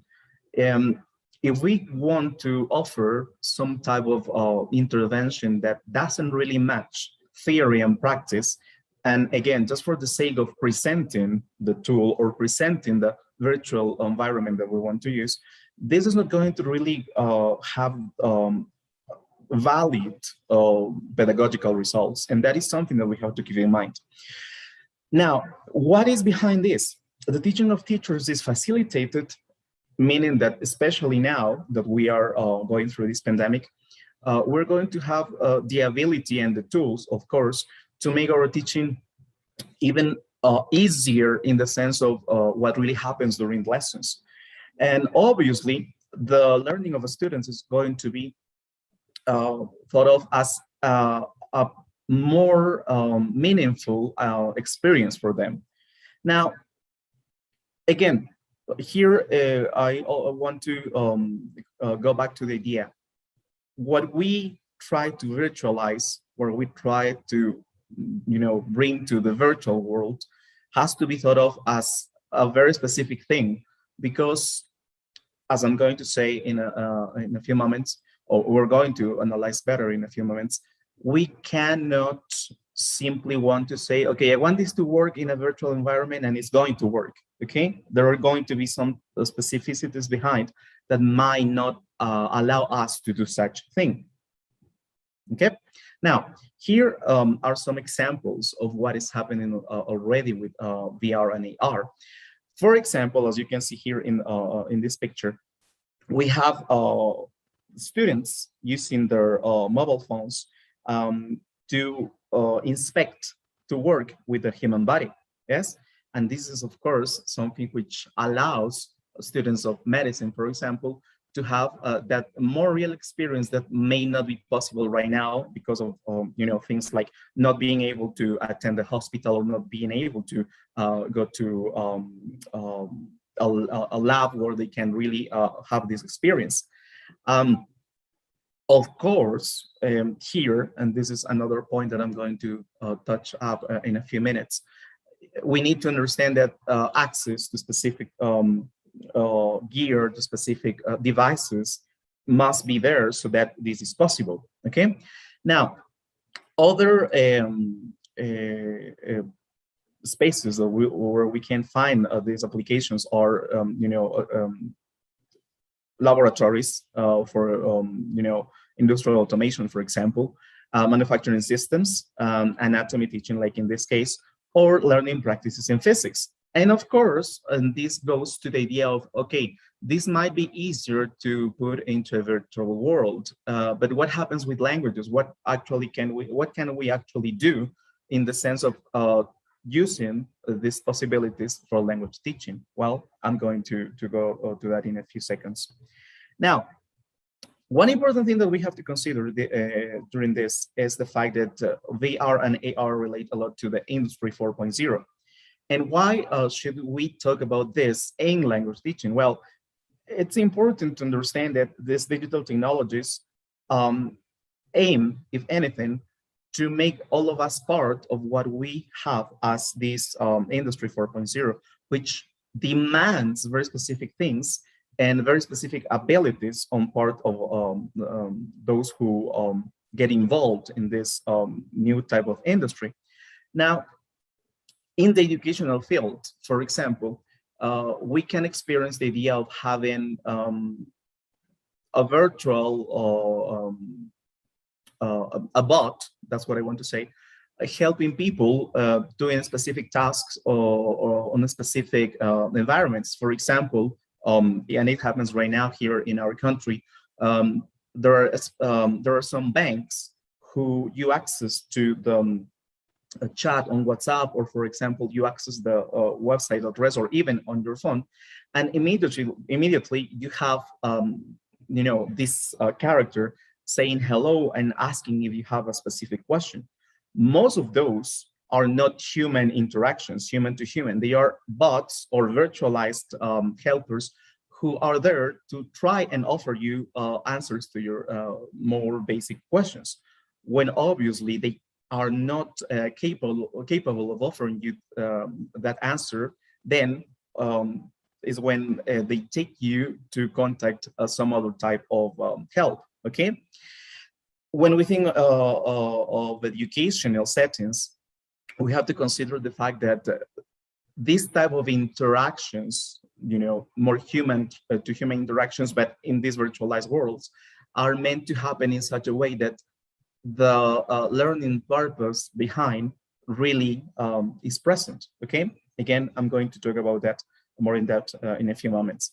Now, when it comes to this idea of the industry, these emerging trends in education require or pose specific requirements that are to be in line of the specific use of VR and AR, but also should consider what is behind that teaching or learning purpose. Again, it's not that because everybody, and I'm using quotes in this idea, everybody is using it, we all should start using it.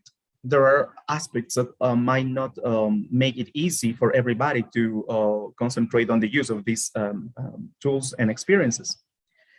So now, what do we have in this case? In this case, we have a new ecology of knowledge.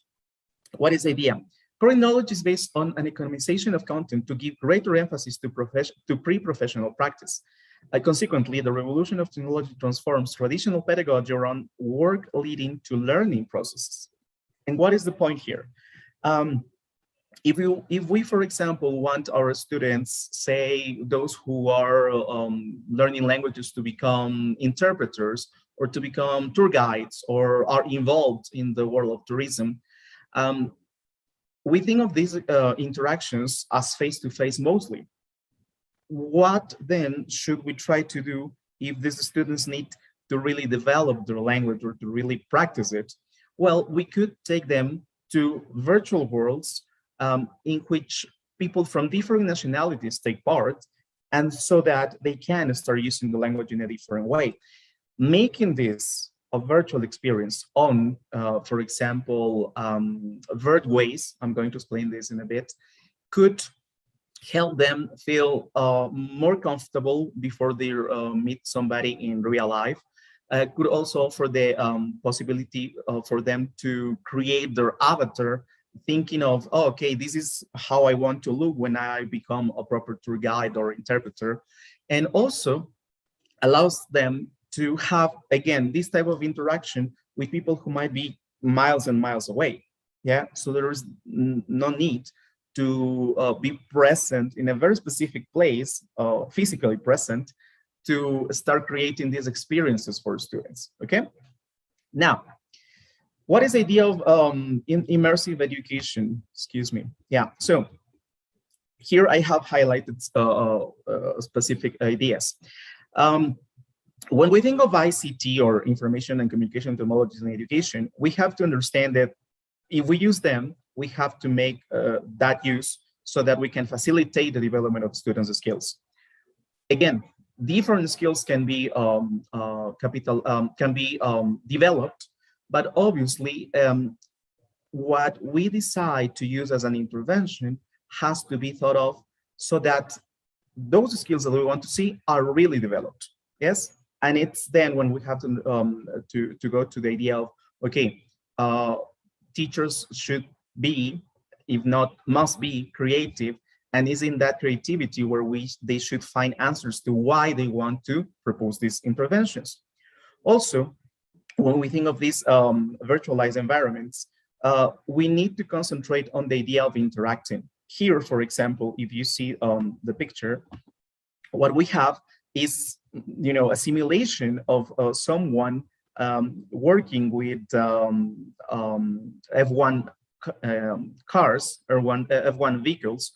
And for these people to have this type of interaction, it's amazing to know that they are going to, for example, know how quickly they should change a tire, or how easily it would be for them to manage times during this experience, because for those who follow this F1 world, times are very specific. They need to have, you know, really handy tools, and they should know how to use them. So the interaction is an important part of understanding how to apply the VR and AR in this educational context.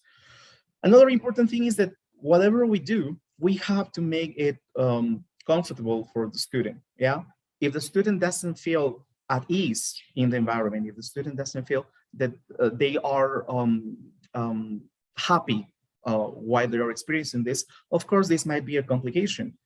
And another important thing that we have to concentrate on is this idea of social knowledge that is created. Again, if we're virtualizing worlds where students are going to participate, where teachers are going to participate, where more people are going to intervene, we need to concentrate on that. Oh, what am I going to learn from the other person? And how is this person going to take advantage of what's happening in this virtualized world, okay? Now, the idea now integrates students from different geographical areas, something I have just mentioned, and for whom, you know, accessing more traditional educational settings might be a complication. Again, here we go from the fact of having access to books, for example, or to more physical materials, to having, you know, a broader option that allows everyone to have access to other types of materials and to be able to interact with them in a different way. Augmented reality, in this case, presents spaces of communication and work to integrate knowledge, and to carry out these principles is necessary to put in place suitable spaces, something that I've been emphasizing. Now, in this case, and as I said at the beginning, how was this methodology created? And here I want to stop for a moment. The idea is the following. Here, I'm not concentrating on only language teaching, but I'm concentrating on the fact that for many people, for many teachers out there, it is still complicated to see how they could integrate VR or AR into their teaching, yeah? Right now, again, even though we are supposed to be using technology every time we have lessons, and in many different ways, sometimes we might not really know how to make a good use of those specific tools. So now, what did we do for this? We did first, obviously, about bibliographic search on the immersive methodologies applied to learning. And then it came the real part, which was the construction of this methodology, which again is still an ongoing project. For the teaching in virtualized worlds, and depending on the roles of the educational actors. Why? Because here, obviously, we cannot do this based on, oh, me as a teacher and what my needs are and what I want to do. This is more, oh, I have my students who are the beneficiaries of this, and it's not only that I have to concentrate on what I would like to do, but also on how my students are going to react and how they are going to take part in this. What we used for the creation of this methodology was the outline of DIGS, which is a model for the systematic design of instruction. And we're going to look at it right now. So now, how does it work? What is this model? Obviously, what we proceeded with was a needs assessment, you know, so that we had in mind what exactly we wanted to do. In this case, this proposal was part of work with university students in 3 specific educational settings, one which had to do with something more inside the areas of engineering, another that had to do with the area of simulation of specific processes, and of course, something related to the idea of more general teaching, which included languages. As you can see, this systematic design of instruction has specific stages that obviously we try to apply inside of our design. So after the assessment, we went on to analyze our learners and the context, and of course, what exactly was happening in a very specific teaching situation. We started doing this as soon as the pandemic had started, yes? And it became really interesting because all of a sudden, we could see the need of virtualized spaces, especially for the purposes of doing, you know, this more practical work with the students that we were working with. Then, of course, we had to write the performance objectives of what we wanted them to do. We wanted to see what exactly they could do. And then we went on to the idea of developing the instructional strategy and the assessment instruments for the purpose of seeing if what we were posing was going to work or not. Now, what happens here is the following. As we were developing our ideas, we found out that, for example, it was a complication to have students who would not be able to join these proposed environments because some didn't really have a nice laptop, or some couldn't access a good internet connection, which are problems that we all have experienced during the pandemic. Obviously, this gave us some more insight on how to try and make this a more general proposal, not only directed at hard sciences or this other area of knowledge, but to try and make this, again, something more general. As we continued with this idea, we also found out that for some teachers, this is not exactly well seen, or it's not well seen by some teachers, because again, they are still more used to more traditional instructional settings. And that was another important situation there.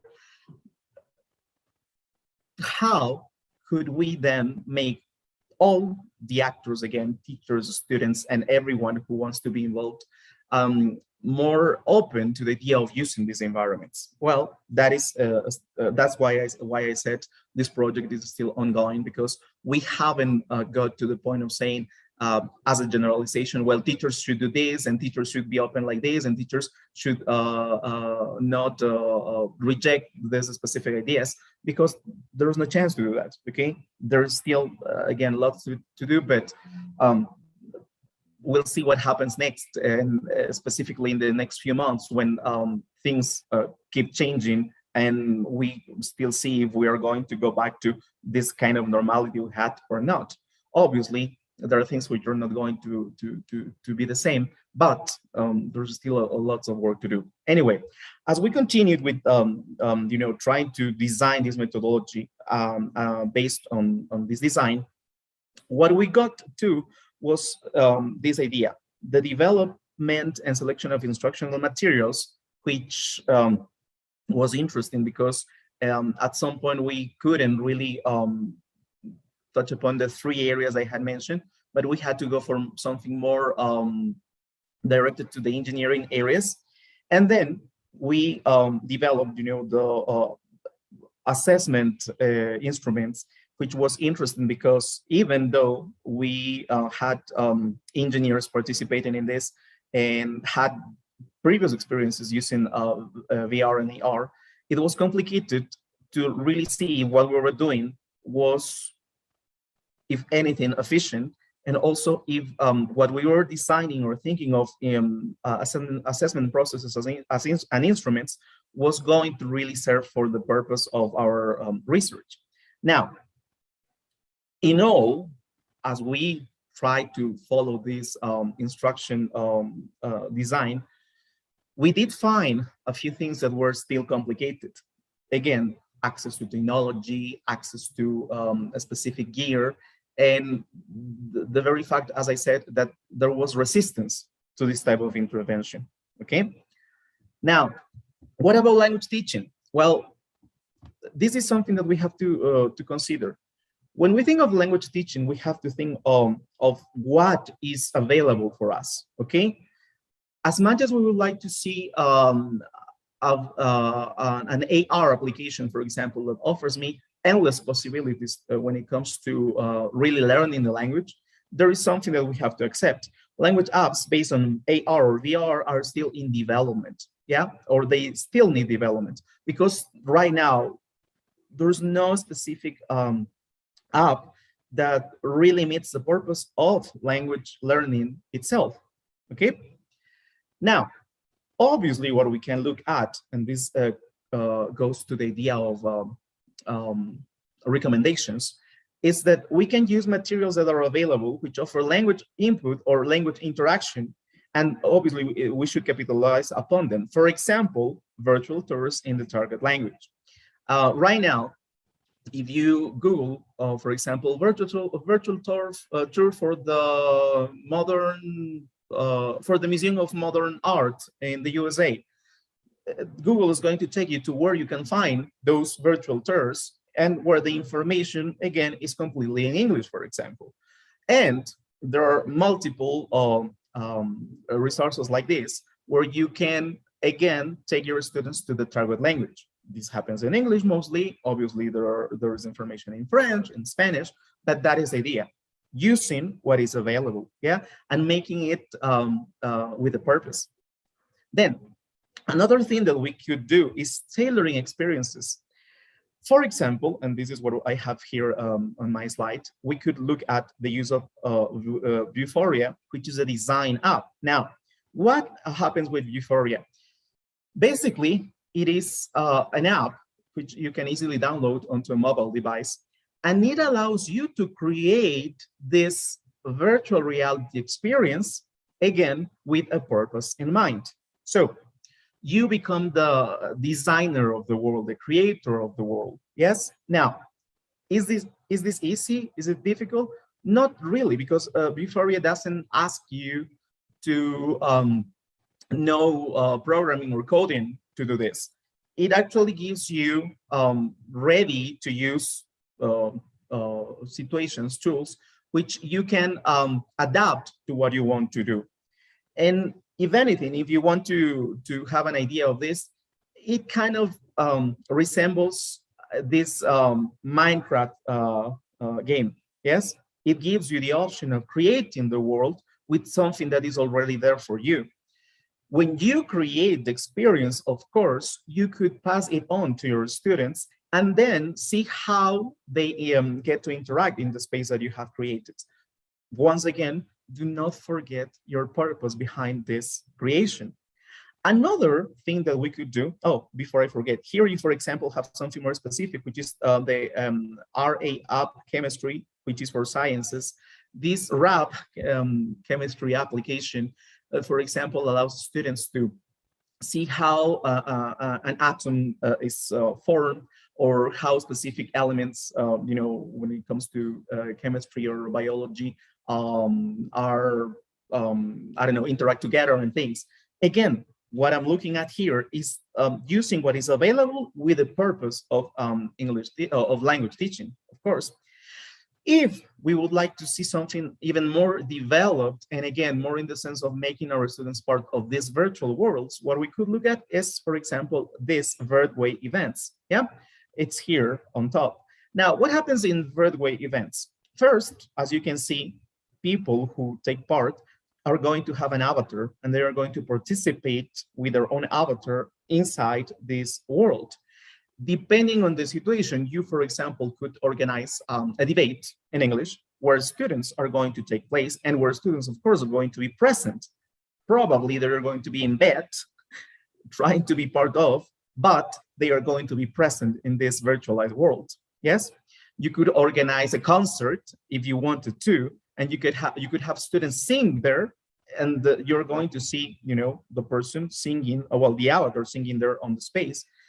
And it goes now to the idea of how creative we can be. Oh, we have the possibilities, we have the tools, the options. So what can we do with these different ideas? Now, language must be brought to the design experience with a clear purpose in mind. Don't use this, or don't try to use this just because. Yes, you should have a purpose there. Now, I'm going to quickly mention something here. There are specific artificial intelligence apps and you know, tools that allow us to also create this idea of more interactive language learning. However, these are not specifically great in the sense of what I'm saying here, the more real aspect of language learning. And I'm going to explain this. If, for example, you use Google Translate and you press on the listen, the expression button, you see or you listen to somebody reading or saying it aloud, but it's a bit robotic. Yes, that is actually what AI does for us, because again, is an artificial intelligence or an artificial intelligence engine that is there trying to read it for us. But if you pay attention to that, it doesn't really sound human. Yeah. So that is, for example, one of the things that we should consider. Am I saying that we should not pay attention to AI for these purposes? No, but I'm saying it doesn't really bring the whole real experience. Okay. Now, teachers' creativity for the purpose of creating experiences must be there. Again, here we're not saying that everybody should be an expert in using these apps, in using these tools, in using this technology, but we are saying that as you become more familiar with them, you have to, based on your creativity, decide what exactly you want to do. Okay. Another important thing, of course, is that we need to consider the elements behind the design and the necessary gear. For example, as I said, are all of my students going to be able to have access to a mobile device, or are going to be able to access this virtualized world through their laptops or through a more desk computer? If, for example, I happen to design something which is more augmented reality, will they be able to use it through goggles, specific goggles for this, or will they have to use other elements? So yes, there are a lot of possibilities, but it is not that easy. Okay, and this is something that we have to keep in mind. Again, what we can do is to bring the language into what is already available and make it usable, make it for the like of our students. Yeah. Again, there are materials that are there for different levels of students, and you know, this is how we could look at this. Just to finish, what happens here from a pedagogical point of view? We want this research to benefit institutions in Ecuador, where there is still lots to do in this field. The implementation of these initiatives to a greater scale should be backed up by you know, governments, authorities in different educational settings, because they require a lot of resources, money, you know, people. And finally, research should now concentrate on how immersive technologies could be matched with sound pedagogical principles. And that's how I am going to finish my presentation. Thank you very much, people. It's been a pleasure. If you have any questions, well, I can help you now. Thank you so much, dear Stalin. Without any doubt, technology is always going to be a matter of talking anytime, right? Technology is changing our points of view, the way we think, what we do every single day, and we need to get along the road, right, with technology. We cannot answer any question because of the time, and we go straight to our last participant in this morning journey. So please let me share the screen. If you have any questions for Stalin, you should write them in the chat box via YouTube or Zoom, and I am very sure that Stalin will answer them immediately. Thank you, Stan. Thank you, Evelyn. Okay. Our last presentation, but not the sorry, our last presentation, but not the least one, is Stephanie Yamuco, and her topic is going to be in Spanish, and it's very interesting, by the way. It is related to comunicación en redes sociales para el aprendizaje de idiomas. Estefania Yamuco is an organizational communicator graduated from the Universidad Central. She is part of the administrative staff at Instituto Académico de Idiomas. She is also in charge of the communication department in the same institute. Communications Coordinator at the Kronos Language Teaching Journal. She manages institutional and commercial social networks. She worked as a reporter, editor, and multimedia specialist for the website teradeportes.com. Welcome, Steffi. ¿Cómo están? Buenos días. Buenas tardes. Ya es un gusto para mí dirigirme a ustedes. Si me dan un segundito para poder compartir la presentación.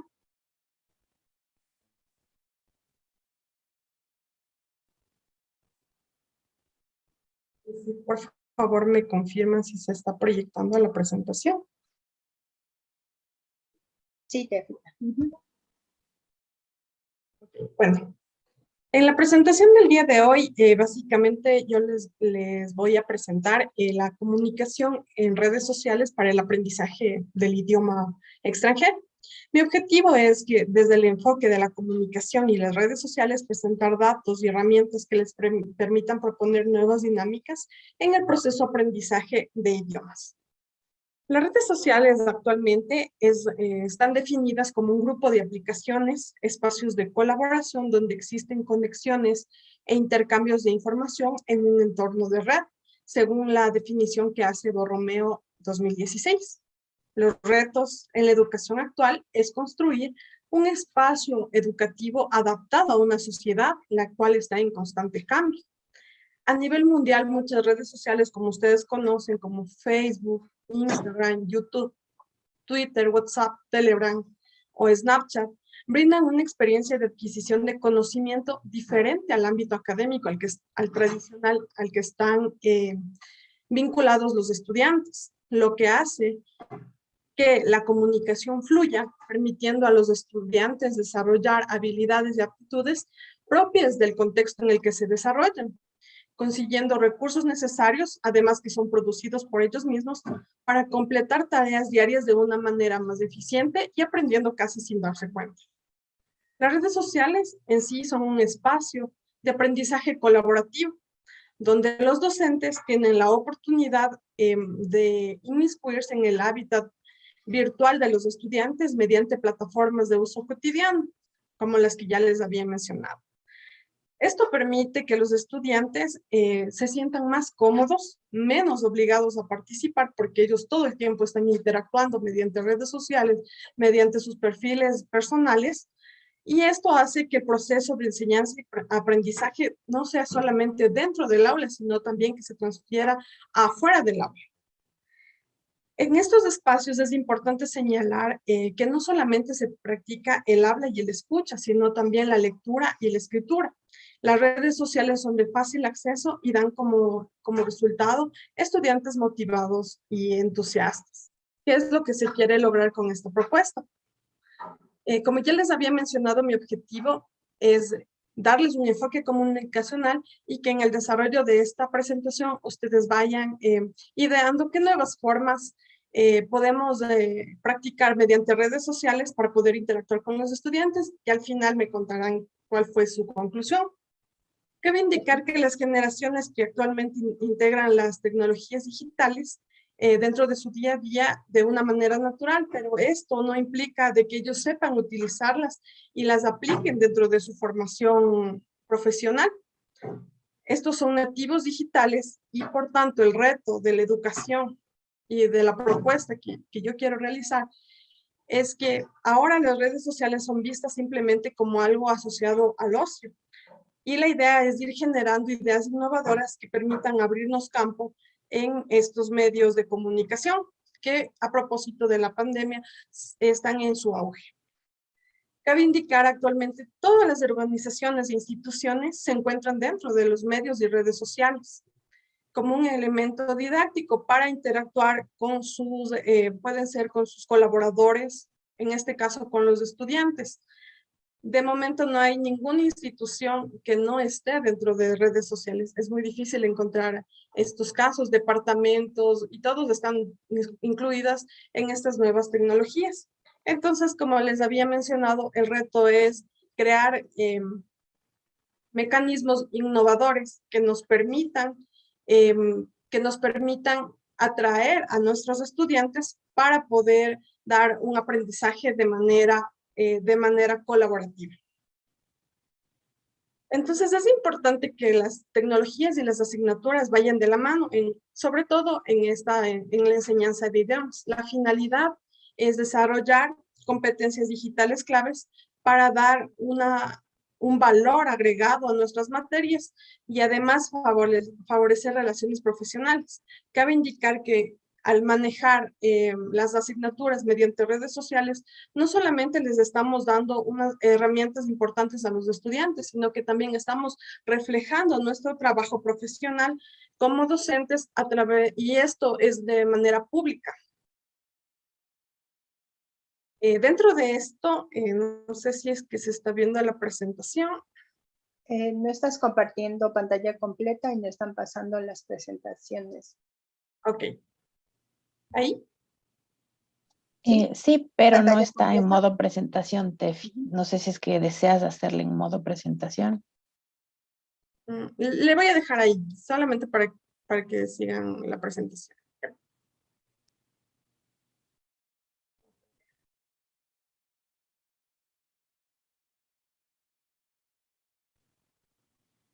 ¿Ahí se ve? Sí, ahí Sí. está.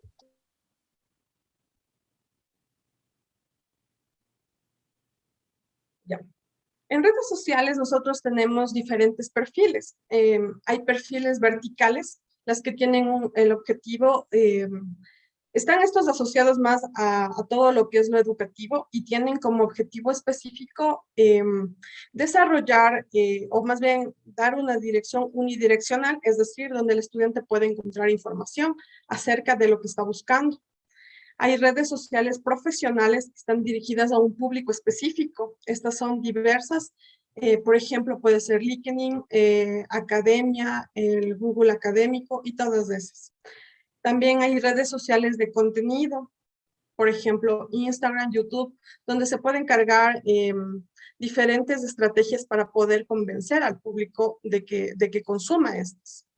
Y también las aulas virtuales pueden ser consideradas redes sociales, ya que estas plataformas son espacios de interacción entre el docente y el estudiante. Entonces, una vez que hemos conocido los tipos de redes sociales que actualmente existen de una manera muy general, la pregunta sería, ¿cómo generar contenidos para nuestros estudiantes? Es importante tener en cuenta una estrategia, y esto se llama segmentación de audiencias, para generar una identidad digital. Es importante conocer la audiencia, ¿por qué? Porque no todo le gusta a todo el mundo. Para esto tenemos que considerar diferentes aspectos, como son edad, qué gustos, nivel académico, cuánto tiempo utilizan los chicos las redes sociales, dependiendo el nivel en que se encuentren, deportes, gustos, preferencias, hobbies, todo esto nos va a servir para definir a nuestra audiencia. Algo importante que debemos hacer también como docentes o como comunicadores es personalizar y humanizar a la comunicación. ¿Por qué? Porque no nos sirve de nada ser una especie de telediario que cuenta noticias de manera séptica, sino que debemos contar historias desde el lado humano, porque eso nos permite conectar con nuestros públicos y nos permite tener una mejor experiencia dentro de redes sociales. Hablando de la experiencia, es muy importante que ustedes se hagan la siguiente pregunta. ¿Qué metodología de aprendizaje ha sido lo mejor que me ha funcionado y por qué dentro del ámbito docente? Y ahora el reto sería transformar ese método que me ha funcionado a redes sociales. La ventaja de redes sociales es que se pueden causar los mismos efectos, pero con más recursos. Imágenes, videos, textos, hashtag, como ya lo vamos a ver más adelante. Dentro de redes sociales es muy importante la planificación, así como lo hacen ustedes en sus clases. En esta planificación es importante que ustedes puedan tener en cuenta,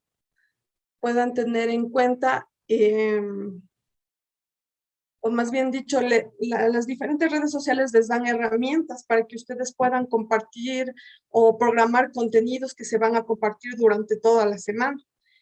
Entonces, para eso es importante tener una planificación y llevar un control. ¿Por qué? Porque no todo lo que se publica tiene el mismo alcance. Un video no tiene el mismo alcance que una imagen. Y todo esto va a depender de la estrategia o del objetivo que ustedes se planteen como docentes para poder compartir en redes sociales. Es muy importante tener ideas creativas y sobre todo dar vuelco a la imaginación. Ustedes saben que los contenidos más vistos generalmente no son aquellos que tienen más contenido científico, pero sí podemos atarlo a contenidos académicos dentro de cosas cotidianas, que por ejemplo los deportes, artistas, cosas curiosas, el mundo de animales. Y más que todo, siento que el aprendizaje de idiomas nos da esa expectativa para que nosotros como docentes podamos, para que ustedes como docentes puedan tratar diferentes ámbitos, porque no están limitados, ya que el idioma tiene que ver con absolutamente todo, todo en nuestra vida.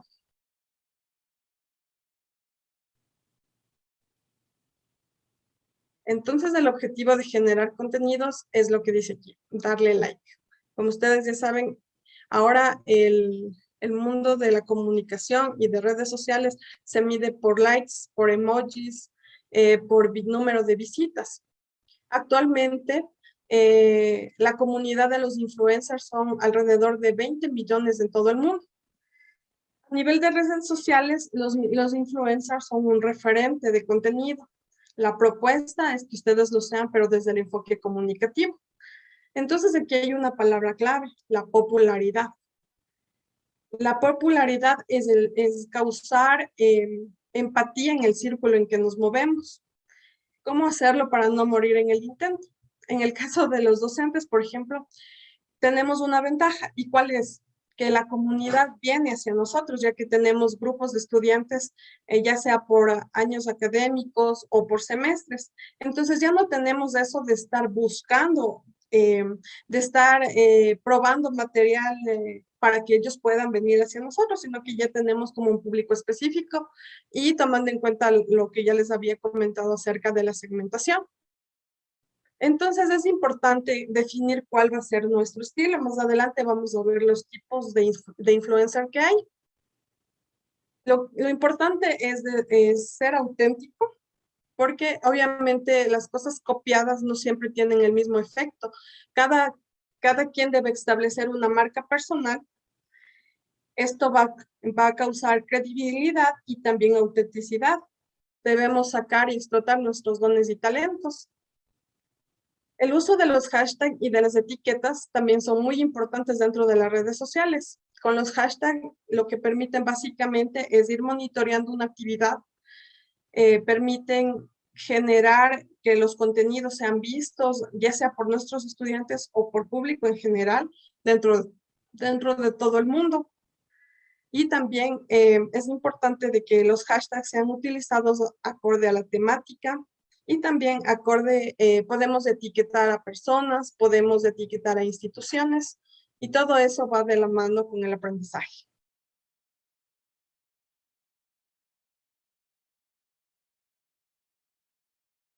Los tipos de influencers ahora dentro de redes sociales se miden por kilómetros, por número de me gustas, como ya les había mencionado, y por la interacción que hacen con su público. Ahora, ¿cuáles son los tipos de influencers? De hecho, todos los hemos visto en algún momento dentro de nuestras redes sociales. Hay influencers que se dedican a promover estilos de vida, que se encargan de concienciar a la sociedad de la importancia de realizar ejercicio. Por ejemplo, es algo que está también en boom en este momento. Hay influencers colaborativos, que son aquellos que se juntan con otros influencers para trabajar en conjunto. Esto más se usa en temas publicitarios o en temas de publicidad de eventos, por ejemplo. Hay, por ejemplo, hay también influencers que imponen un estilo. Entonces, se dedican a la moda y a todo lo que tenga que ver con el mundo de la belleza. Hay influencers gamer, que son aquellos que están también en boom, sobre todo en estudiantes desde escuelas y colegios, y bueno, parte también de las universidades, que son aquellos que se dedican a los videojuegos. Ellos tienen, la característica de ellos es que llaman la atención de un público muy fiel y que se dedican a colgar videos, a hacer trucos, técnicas, y esto permite que los estudiantes estén enganchados todo el tiempo con ellos.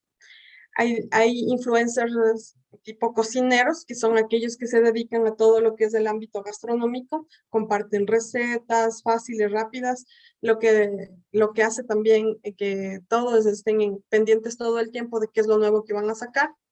Y también los influencers que se dedican a viajar como profesión, narran historias en distintos países, dan consejos, conocimientos, claves para viajar a diferentes lugares. Entonces, la misión del docente como influencer es convertirse en una figura de relevancia para sus estudiantes. La idea es persuadir y cambiar el comportamiento respecto al aprendizaje de idiomas de su audiencia, y para esto se debe procurar, primero, generar conversación, crear un contenido original y conseguir las emociones, y con esto hacemos un compromiso con nuestra audiencia. Entonces, finalmente, como ya les había dicho al inicio, la pregunta sería para ustedes: ¿qué tipo de influencer ustedes pueden ser como docentes de idiomas? Y además quería proponerles, ya para finalizar, si es que ustedes dentro de sus redes sociales personales, luego de esto podrían poner sus ideas acerca de cuál sería, o un post acerca de este congreso, de la experiencia que han pasado en este congreso, o quizá de la metodología de las ponencias anteriores que más les gustó, y ponernos o etiquetarnos con este hashtag para que podamos visualizarlo y también compartirlo a través de las redes sociales del Instituto Académico de la Universidad. Eso sería todo de mi parte. Les agradezco la atención y espero que haya sido útil para ustedes. Muchas gracias, querida Steffi. Todo lo que nos has indicado ha sido muy productivo, y sabemos que como docentes tenemos que estar siempre a la vanguardia de todo lo actual, ¿no? Porque si no, los estudiantes no aceptan metodologías antiguas, no aprenden de la manera que ellos deberían hacerlo, ¿sí? Para terminar, por favor, esperemos que los compañeros se registren, ¿sí? No sé si es que mis compañeros... Sí, Andrea, también estamos quieren ahorita con la asistencia. Por favor, que registren la asistencia en este momento. Y tenemos muchas felicitaciones, Estefanía, de parte de los compañeros tanto del instituto como de las personas que están en YouTube.